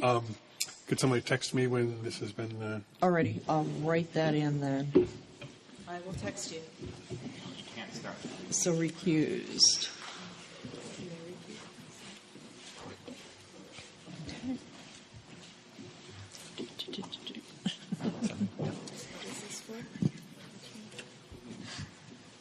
Okie dokie.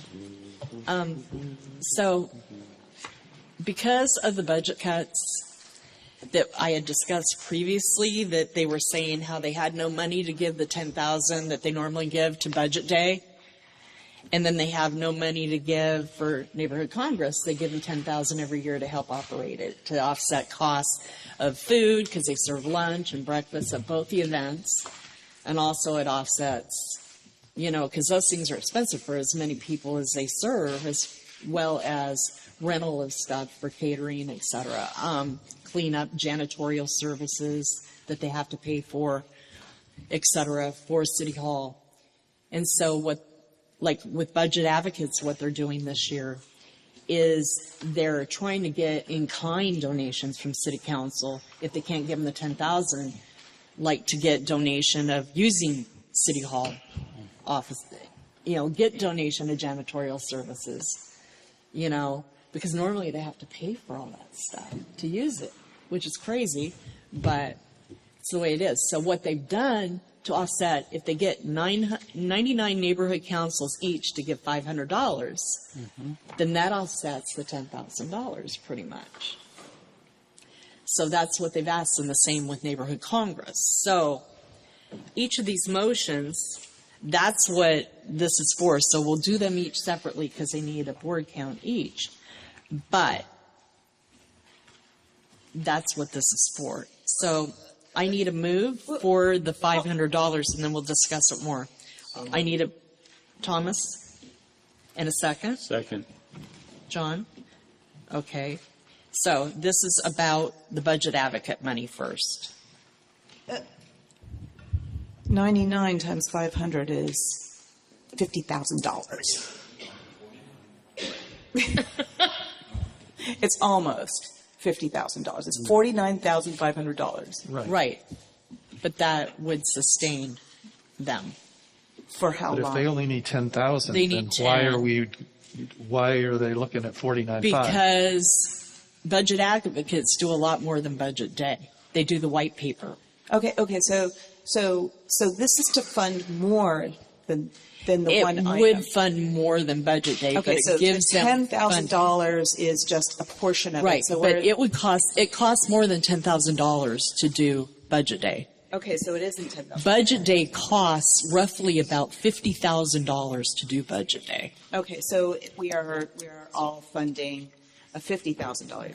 Right. It costs $50,000, but they have money in the budget account that they've carried over every year from budget contributions from other neighborhood accounts. Then why are we doing $50,000? Why are we doing what? Why are we doing 99. Right, because it costs $50,000 every year to run budget. So if they deplete all the money that they have in their account now, they'll have no money for Budget Day next year. Got it. Okay. So this is for 2 years. This is for next year. It's to sustain them for year after year to be able to do this. Otherwise, it goes away. Okay, I just wanted clarification. Neighborhood because I did Congress not know goes that. away. Okay, all right. Thank you. Oh, Thomas? Yeah, this is a new experience from the industry. I know Melanie's been on it for a while, served with Adrian, and had asked before why we hadn't contributed, because several neighborhood councils give 500 or more. We haven't for years, so just wanted to speak in support of that. I always feel a little sheepish, like we're not doing our share, because we all benefit from that. So just wanted to speak in support of that, because I think if everybody does a little, we help to learn. And I encourage others. There will be elections coming up, but it was incredibly educational to learn, and every department of the city is opened up to the people there to talk about how our money is being spent and give advice. So just wanted to put in a plug. Yeah, I agree. And the other thing is, a lot of neighborhood councils give like $1,000 or $2,000. They give their unspent funds. One neighborhood council last year gave like $5,000 to budget advocates. I was like, holy Moses! But all their unspent funds, they just give to them. And we have not given in years. It's been probably a good 4 years, 5 years since we have given to either one of these items. Mm-hmm. So I think we need to, in my opinion, do our share. But anyway, so any more discussion? Good council question. Vic? With the already reduced budgets all around, if the total amount given by the NCs does not cover what they need, do we get it back, or No, this is an in-kind contribution to both organizations. right? But if they don't collectively, with all the NCs, get enough money to hold a neighborhood congress, for example, then what happens? They just keep the money? Because the point of donating it is for them to use it for neighborhood council. They may If have they to don't end up post- having it, then do they return the money? No, they would probably hold on until next year to do it and hope for, now the budget day will happen because they have the money I'm just to using do NC, budget day. the Congress as an example, but I mean for either one of these. Yeah.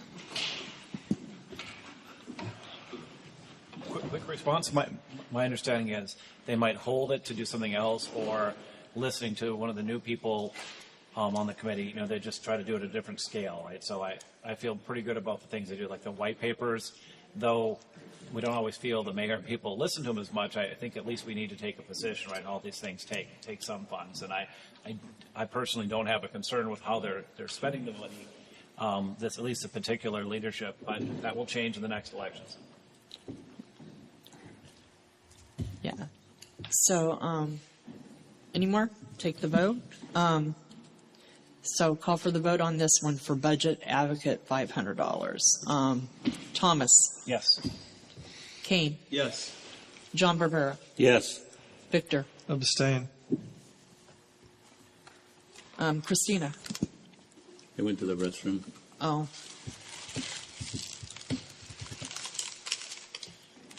Adrian. April. Yes. Gwen. Yes.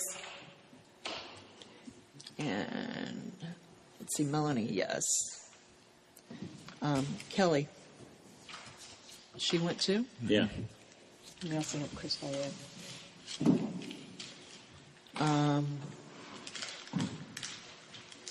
Let's see, Angela. Yes. And Chris is recused. Okay, so that passes. So next one, I need a move and a second for the So moved, Gwen Henry. Congress. Adrian, any discussion on that?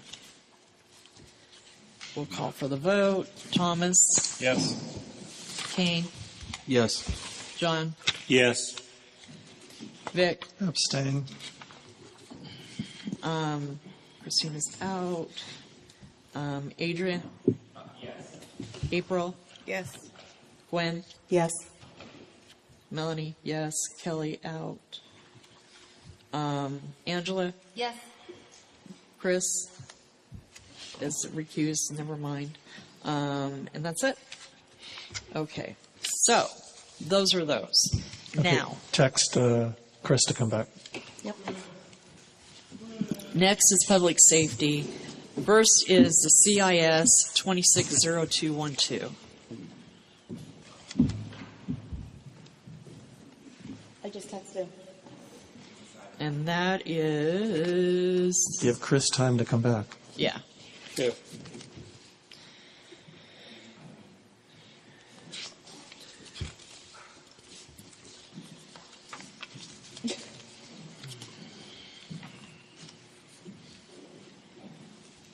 That's on page 18.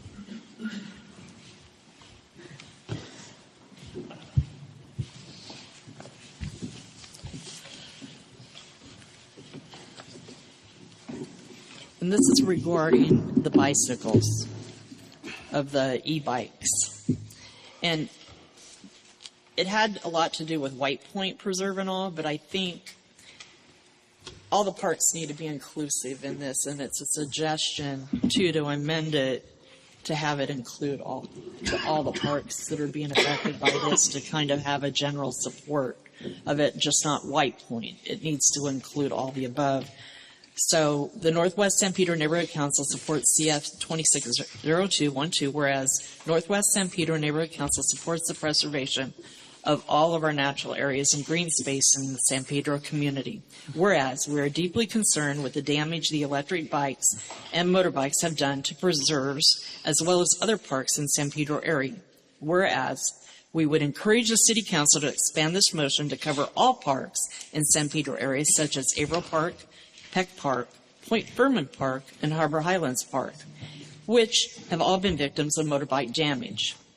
We support the gathering of information from LAPD, Recreation and Parks, and City Attorney, and a report on the existing governance that can be used to control and enforce the use of electric bikes and motorbikes in park and trail settings. So this is out of committee. So any discussion? Angela? Can I correct some typos? Oh, is there typos? I can't not be me. There's an extra indent on the first whereas. Oh, okay. What now? There's an extra indentation. Oh, extra where indent, there is not okay. on the others. On the bottom, no is in all caps, where the rest are in upper and lower case. And then ineligible is spelled incorrectly. I can't hear you. Ineligible. Ineligible is spelled incorrectly. At the bottom. Oh. And then the no should have a lowercase o if you're going for consistency among the response choices. Oh. Thank you. Okay. Spelling there. And then what was the other thing? Ineligible, the indent, and what? No. And Yeah, I know. So down at the bottom. I know. No, and the ineligible. That's it. The ineligible is, 3 changes. oh, and the no, the capitalization of the no. Thank Okay. you. I appreciate it. Alrighty. I'll fix those. All right. Oh, well, So- I just one little comment. So you know, White Point isn't the only park that has a native plant planting. Of course, the Friends of Peck Park have been planting native plants, and there's some sensitive sites there, and that will continue. So, because of its extensive trail system, and it is being extremely abused, I can't believe how many kids are going in there. Okay. So call for the vote. Thomas. Yes. Kane. Yes. John. Yes. Vic. Aye. Can Ray vote on this? Nope. No? Okay. Can't vote on anything. Ben can though, right? Ben? Yes. You can, okay, you can vote on this. Christina's still out. Adrian? Yes. April? Yes. Gwen? Yes. Melanie? Yes. Kelly is out. Angela? Yes. Chris? Yes. Okay. Next one is on page 21.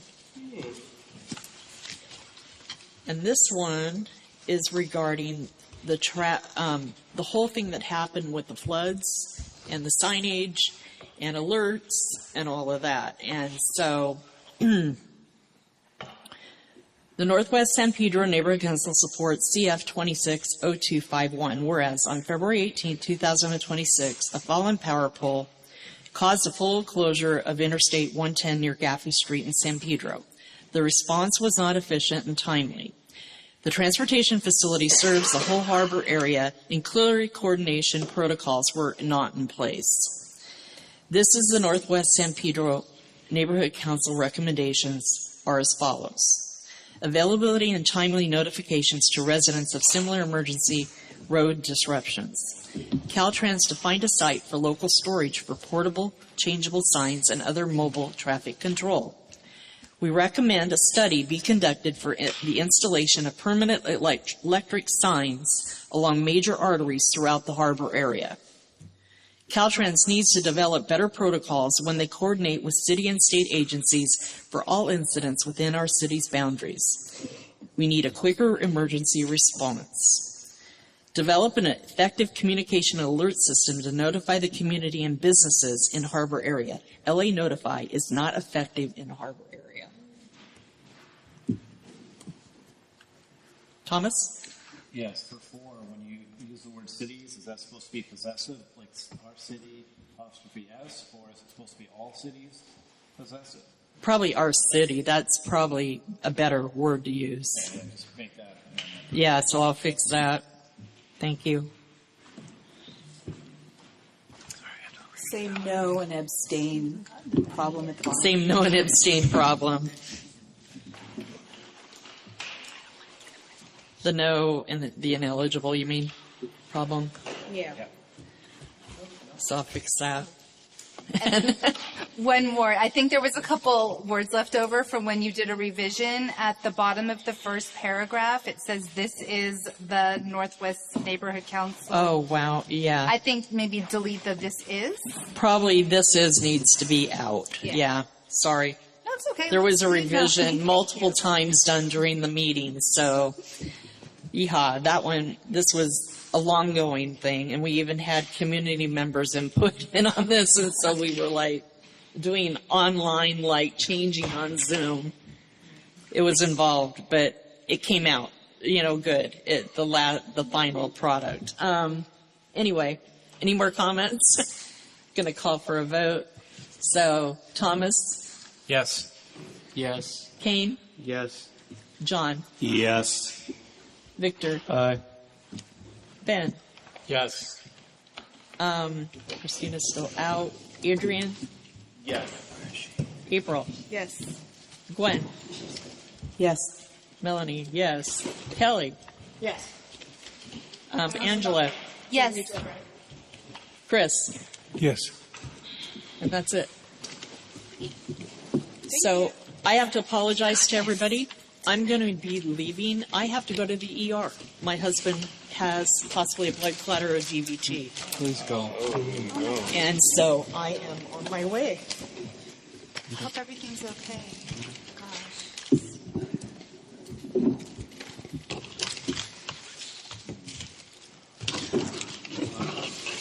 So just for the record, Melanie Lebrec leaving at 8:14 p.m.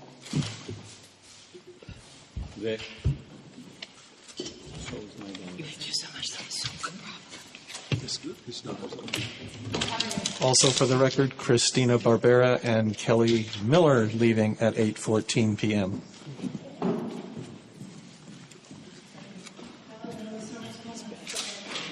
God bless.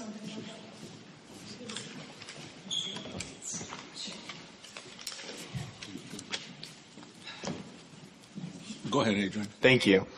I'm back again. Here we are. Bylaw and Elections Committee. We have a couple of amendments here.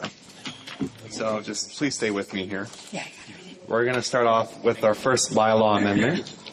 This one is introduced. This is out of committee, not out of committee. So I'm just a bit of a background is I'm going to wait. But you do need. I'm gonna wait. No, I'm sorry. The cart was too noisy. Hold for sound. I couldn't hear Say it. in the film industry. Hold for sound. Yeah. So move. No, let me explain. You're done waiting. Thank you.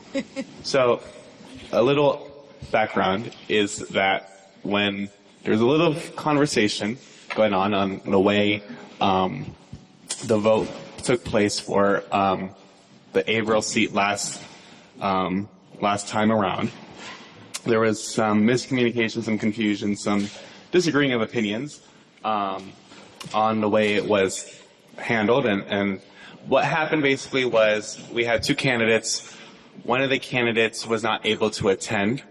And when we did the vote, I did not count them because I felt that they were not here. Myself and the secretary had a very differing opinion, but we came to a compromise. And that is to make an amendment to the bylaws that states that if a candidate, doesn't show up and they still, and let's say that they are not interested anymore, because that was the assumption, that if they didn't show up, they're not interested. That this amendment will basically say that the candidate's name will still continue to be on the ballot, but if they don't show up and they don't, they basically have to say that we're not interested. So I'm going to let, this is Vic's motion. This is not out of committee, so I'm going to move it. Is there a second to discuss? Second. I'm going to give it to Christensen to talk about his amendment.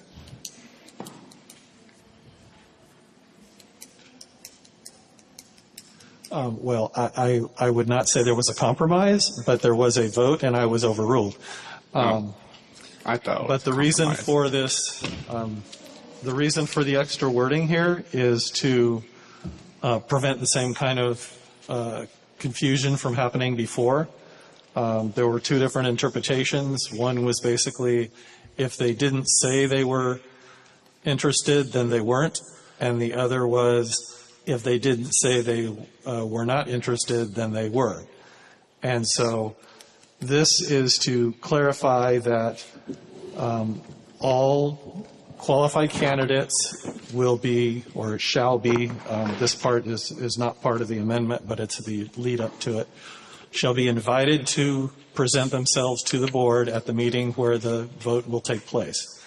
And if they do not show up, that in itself does not remove them from the ballot, because there may be perfectly legitimate reasons why they cannot show up.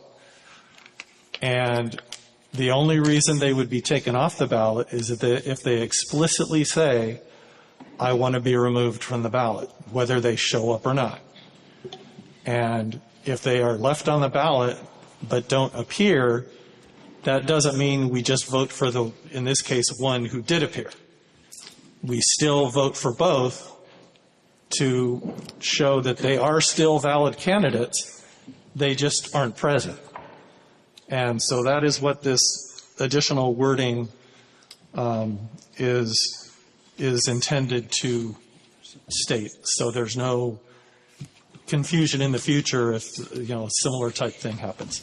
Yes, I will say I do support this. I do agree, and I will just say for the most part that doing elections, and I had some of this trouble with the 30-day, is if it's not in writing, if it's not in our bylaws or standing rules, it's hard to enforce. From my opinion, all right, it's very hard to enforce something. The notion of we've done it in the past does not supersede the language in the bylaws or standing rules. So that is my opinion. Any other discussion, Mr. Valle? Yeah, just for the sake of clarification, because I think Vic just said something to the effect that the only reason that they would be removed from the ballot is if they declared that they wanted to be? Correct. But is that literally true? That's the only way? There is no other, if we found them to be ineligible or whatever, is it only? That's what the amendment would basically say, yes. To indicate that. So once you've been vetted or whatever it is, that the only way off the ballot is by the request of the candidate? Yes. Okay. And then the other thing was, it just totally went blank. Go ahead, take hers, maybe I'll remember. I have Kane right here and then Gwen. Just clarity on how they state it. So is it an email or is it a conversation? It'd be an email or phone call. I would recommend that it be an email.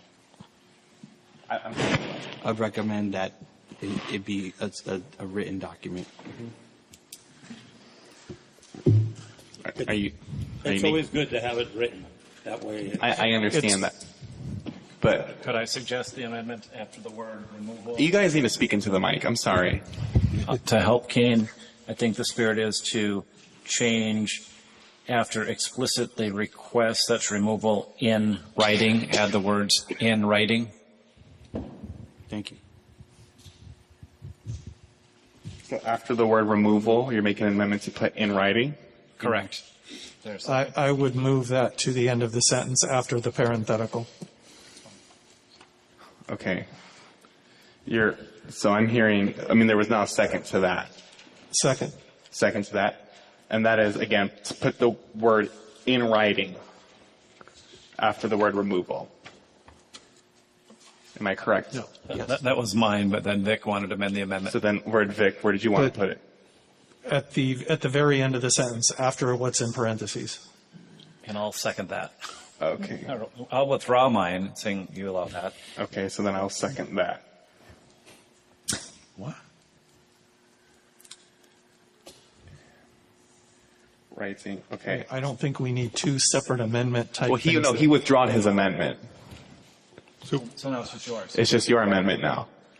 Oh, okay. I was thinking. Yes. He withdrawn. I was thinking that was part of the discussion to just move it. No. Okay. So then, now, okay. Any discussion on adding the word in writing after removal at the end of the sentence? No. Any public comment? We'll take a vote on the amendment, on putting the word in writing at the end of the removal. Oh, who's going to vote? Okay.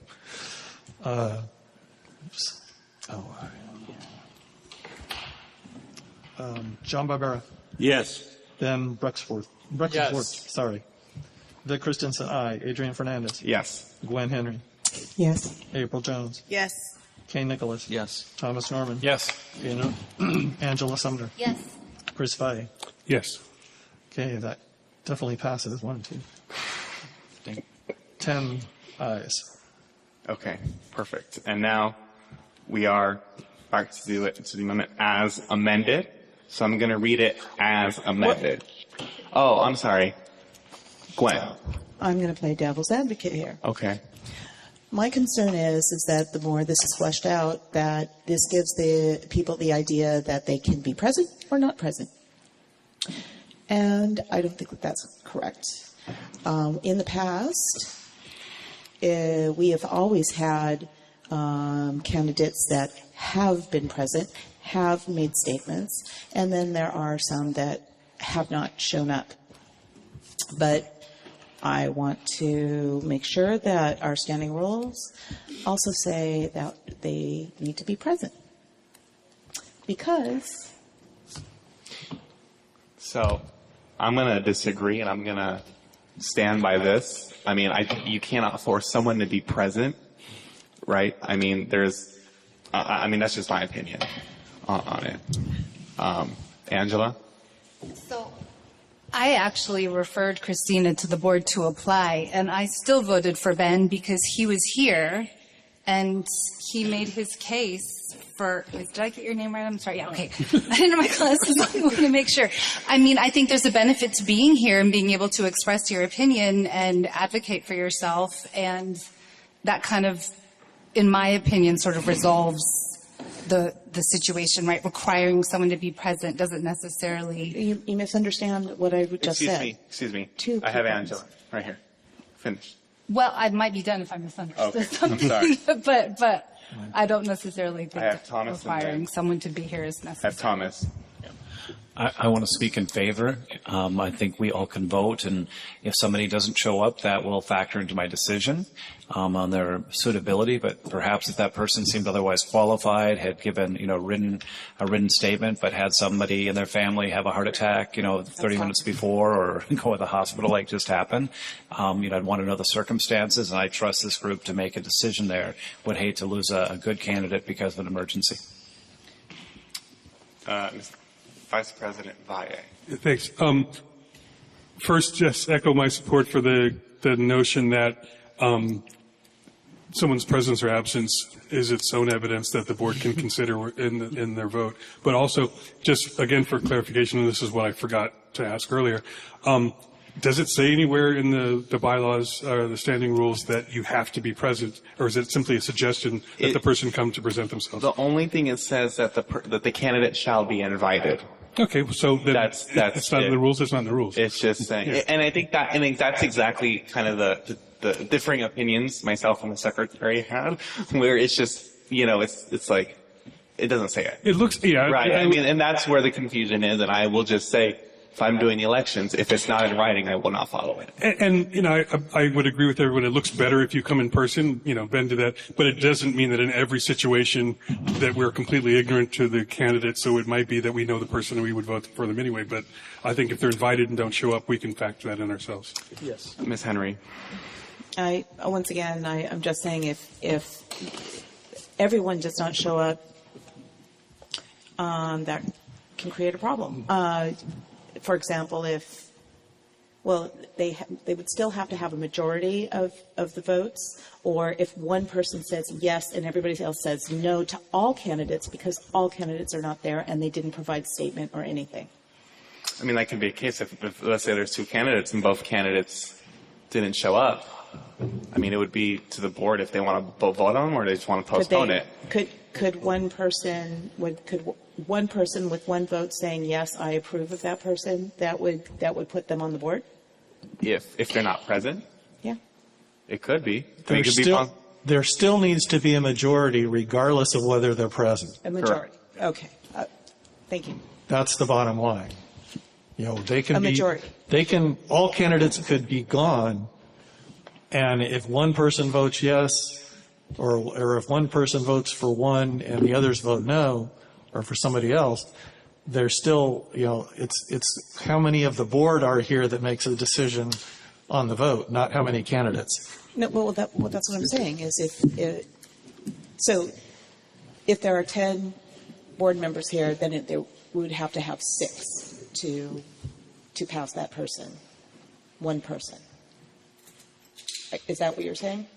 If there are 10 people and you get no's, and the vote process is the same as any other motion. Regardless if they're if they're here or not, the vote process will be the same. If there's a majority voting for one person, that person wins. Okay, thank you. Regardless if they're here or not. No. That's the way. It's a standard voting process. I don't know what the confusion is. Hold on. Please, I just want to make sure that if everybody votes no on one, and only one person says yes on the other, and everybody else says no, that doesn't mean that person wins. Correct? The person who gets the most votes wins. Exactly. It doesn't matter. Whoever has majority of votes. I see that wins. as a problem. So, okay.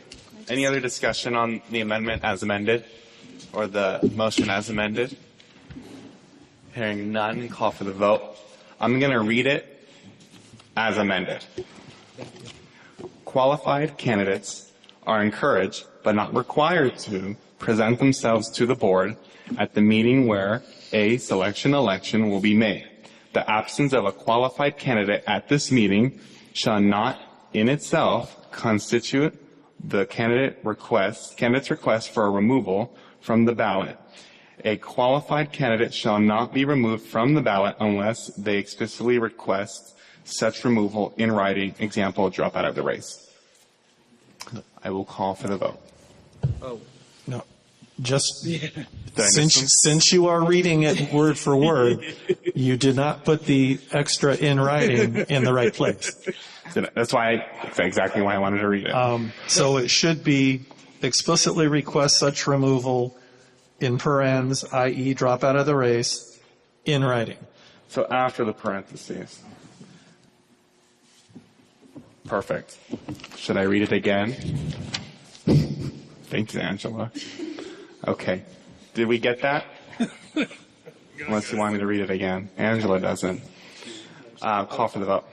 Okay, John Barbera. Yes. Ben Bruxport. Yes. Vic Christensen, aye. Adrian Fernandez. Yes. Wen Henry. Abstain. April Jones. Yes. Kay Nicholas. Yes. Thomas Norman. Yes. Angela Sumner. Yes. Chris Fay. Yes. Okay, that's 9 ayes, 1 abstention. Okay. We're not done.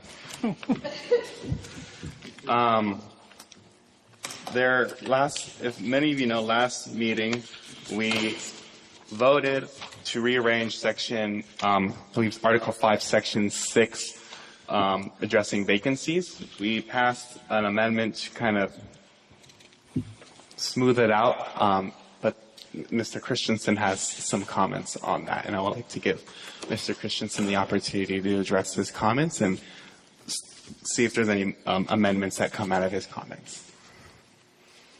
Okay, for Section 6, paragraph C, it says the application process will be announced at the next regularly scheduled board meeting after the seat becomes vacant. There are 2 questions I have, and I'm going to go in reverse order because one kind of may answer the other. And must be available on the NWSPNC website and social media pages within 3 calendar days after the application process has been announced. What is meant by the application process? Because if a vacancy occurs the day before a board meeting, are we going to actually have a process in place the next day, or maybe even the day of the board meeting? Or is this just, is the process meant to say, we're going to announce that there is a vacancy just so people know, and then we put the process out there within the 3 calendar days? To your second point, yes. To the second one, yes. Okay, so we're not announcing the process, the application process at the next regularly scheduled board meeting. We are just announcing the vacancy. I would assume that the vacancy would come with announcing the process as well. I mean, if somebody were to resign, let's say yesterday, that seat is, per the resignation process, the seat would be vacant. Okay, but the process includes, here's the application, here's the deadline, here's how everything's going to go. Correct. We're going to have all that ready in less than a day? Correct, yes. Okay. I will like to see that to believe it, but okay. When? I believe that kind of discussion pretty much has to be somewhere in the agenda. So wherever it goes, yeah? So that's correct. An announcement can be made, but an agendized item would be the rule, correct? To agendize an announcement of a vacant seat? Well, no. It would have to be an item, wouldn't it, to make an announcement? No. To make an announcement, you wouldn't have to have an agenda item, but to go through the whole process, that really should be an agendized item, but you can't do that close to the board meeting because the agenda will already be posted 72 hours in advance. I don't see that there has to be any language or anything. It's based on...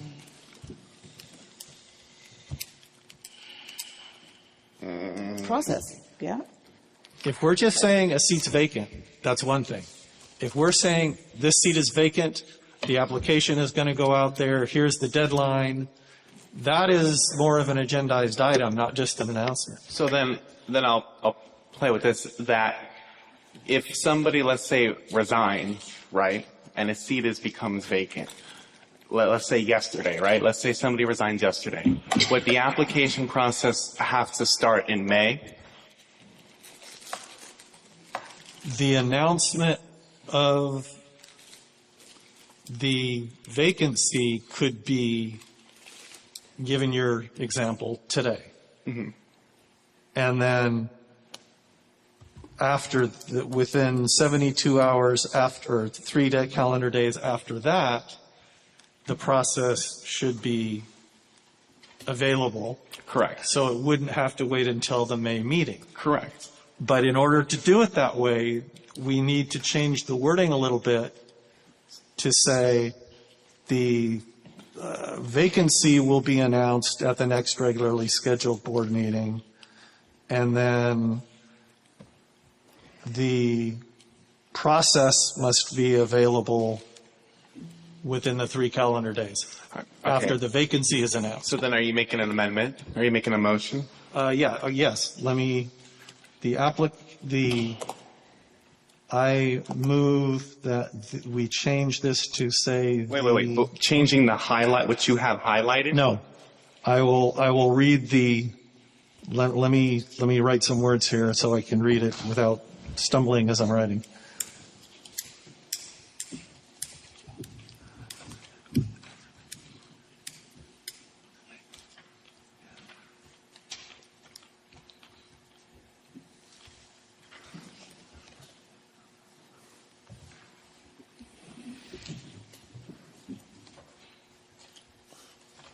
Okay.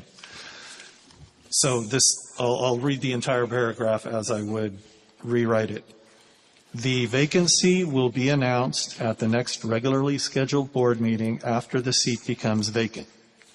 And the application process must be available on the NWSPNC website and social media pages within 3 calendar days after the vacancy has been announced. I'll second. So after the word process, put after the vacancy hasn't been announced. Am I getting that correct? Wait, I didn't catch what. So after the word process, put after the vacancy has been announced. No. Instead of application process, okay. Change in the first line, the application process. Change application process to vacancy. What? Okay. On the second line, after the seat becomes vacant and insert the application process. And then must be available. And I'm sorry, for the last one. After the vacancy has been announced. What was the second one? The second one is in the second line. The seat becomes vacant and the application process must be available. So you're adding application process in between and must. Okay. And then the third one is on the third line. Again, we're changing application process to vacancy. Okay. So can I just read it? Yep. Okay. I just want to make sure I have it correctly. The application process. No, excuse me. The vacancy will be announced at the next regularly scheduled board meeting after the seat becomes vacant. And the application process must be available on the NWSPNC website and social media pages within 3 calendar days after the vacancy has been announced. Did I get it? Yes, thank you. Good job. Okay. And just as a side comment, that means we have to have a pretty good canned process in place that we can just throw in dates and throw it out online, because otherwise, correct, we're not going to meet that 3-day. Correct. Yeah, I mean, hold on. Well, there was a second to that. Was there a second to that? Actually, I wanted to make an amendment. Okay. So We won't always have people as experienced as Vic, so this might be a time to consider increasing 3 to 5 calendar days if we're going to change that. And would defer to some of the more expertise doing that if that seems more reasonable. But I feel that number might be a little short from what I'm gathering. And I don't think it would be material in terms of serving this council to make it a number like 5 or 7 or whatever somebody like Vic thinks is better than 3. Yeah, that's. But I'm proposing 5. Is there a second to that? Second. Seconded by Vic. Okay. Who are we calling second? Aye. One of us. Somebody. Rock, Okay. paper, scissors. Okay. 5. When seconded. Okay. Any discussion on the amendment by Mr. Norman to change the 3 calendar days to 5? Any public comment? Hearing none. Call for the vote to change 3 to 5. This is Robert's Rules like 101, by the way. Okay, for the amendment, changing 3 calendar days to 5 calendar days. John Barbera. Yes. Ben Brexford. Yes. Vic Christensen, aye. Adrian Fernandez. Yes. Gwen Henry. Yes. April Jones. Yes. Kay Nicholas. Yes. Thomas Norman. Yes. Angela Sumner. Yes. Chris Fay. Yes. Okay. That amendment is done. Okay. So now I'm going to read the motion as amended.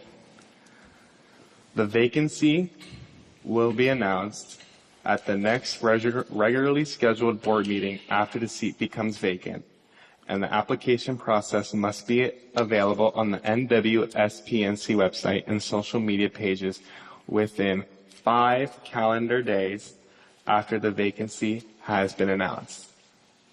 I got thumbs up from Vic. Okay.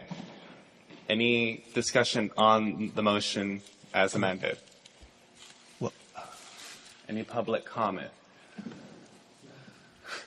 Well, technically, we have 2 amendments before the as amended. My first amendment. Oh.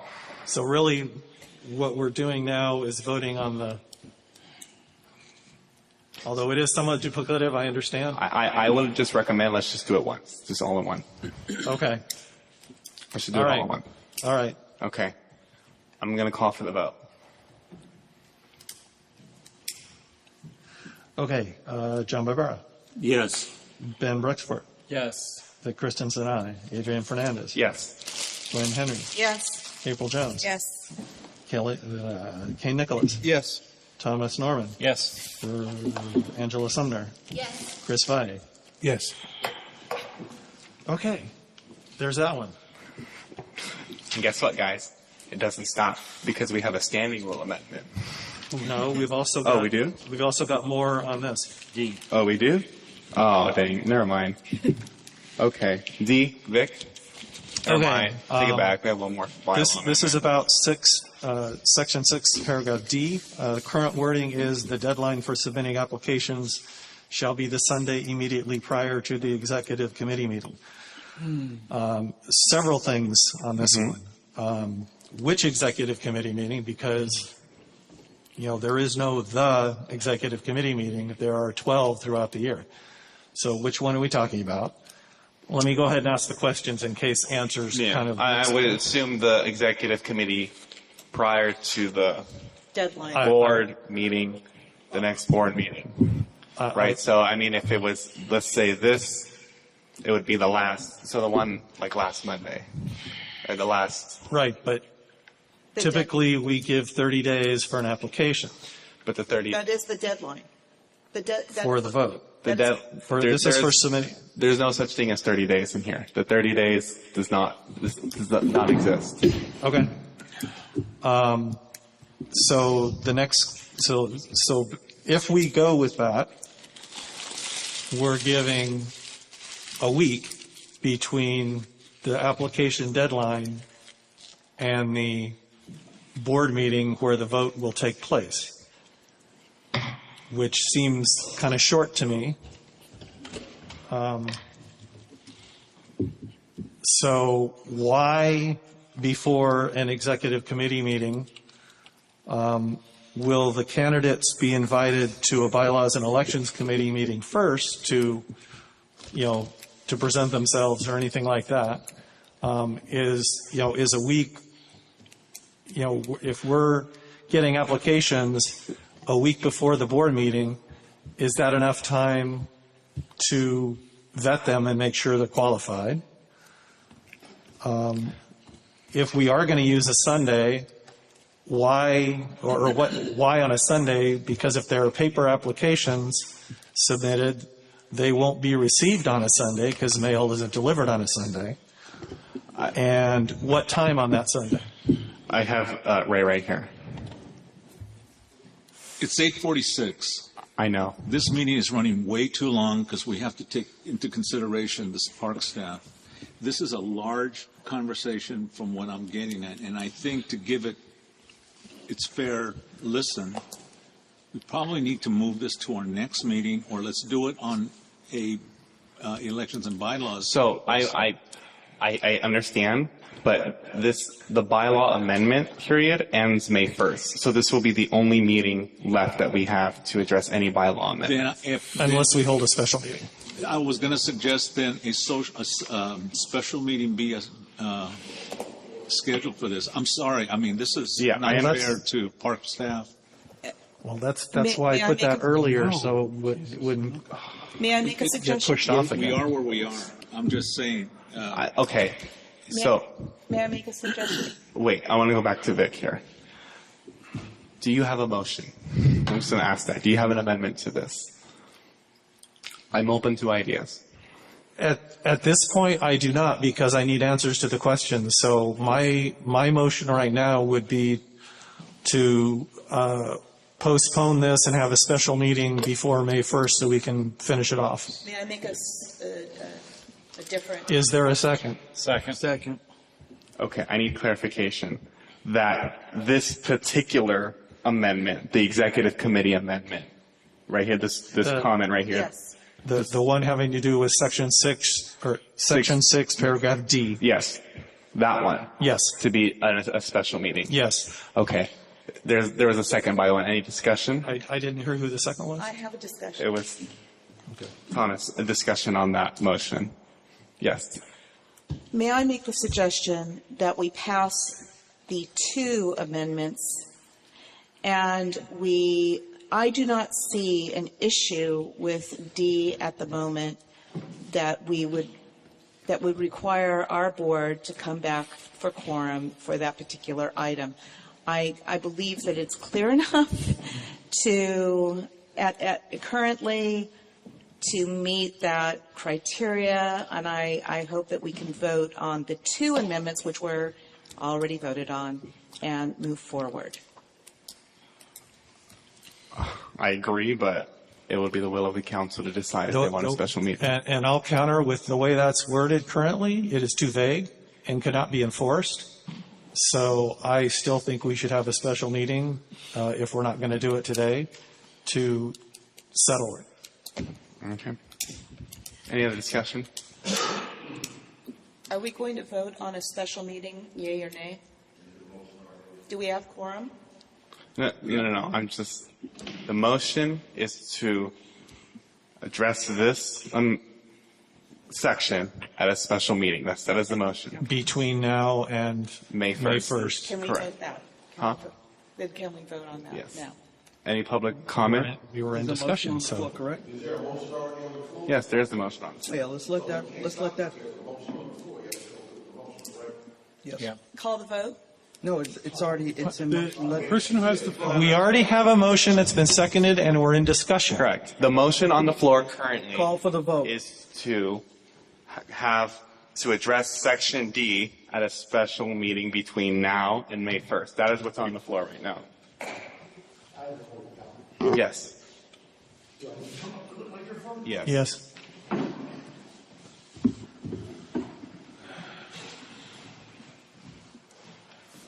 Okay. I'm suggesting that Vic might withdraw his motion to go to a special meeting if he's satisfied with the part inserting prior to the next executive committee meeting.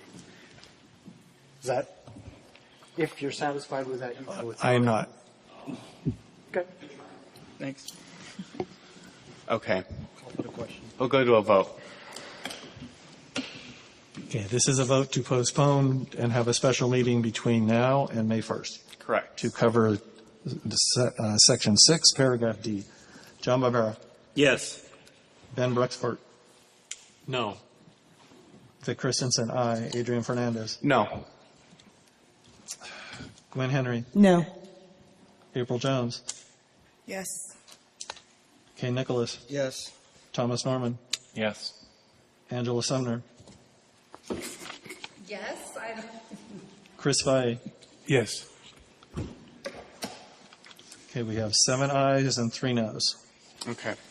We'll have a special meeting on that then. Thank you. I have standing rules. That will be very quick. I'm telling you, we have a I understand. No, I understand. time, and I understand, but it's how much time do you suggest? 10 minutes. That puts us right at 9 o'clock. And this place shuts down. Okay. They have sandwiches. Okay. Vic, that's your amendment as well. It's on page 17. This was the amendment that was postponed from last meeting because Mr. Christensen was not here to address it. Thomas? I'm going to move to table this too. If we're going to have a special meeting, I'd rather carefully consider things like bylaws at that point. So if there's a second. I second that. Okay. Any discussion on postpone this to the special meeting as well? Any public comment? No.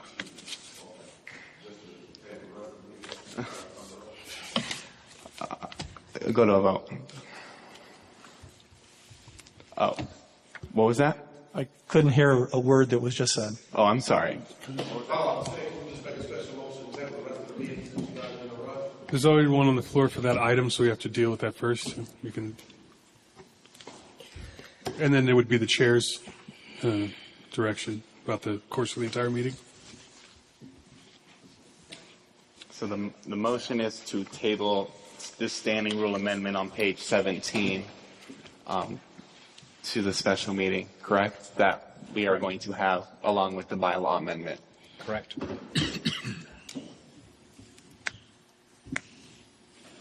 And then the executive committee can work out that when that special meeting will be. That's it. Go for a vote. Okay, John Barbera. Yes. Ben Bruxford. Yes.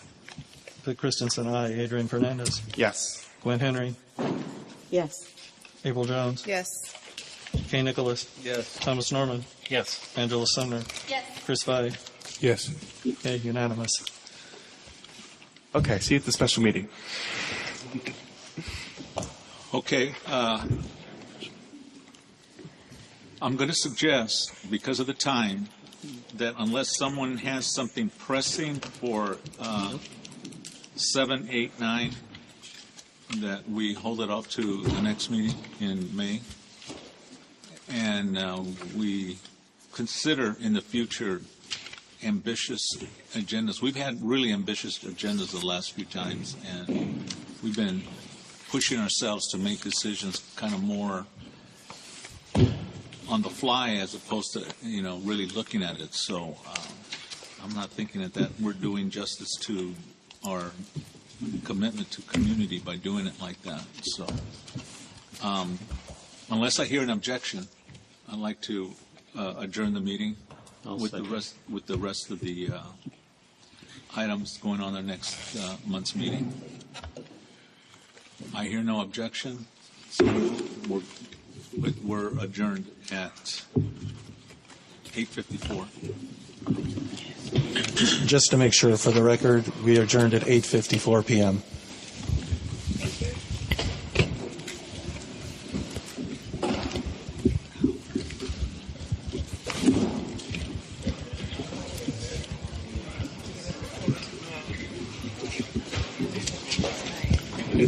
Well, enjoy your trip.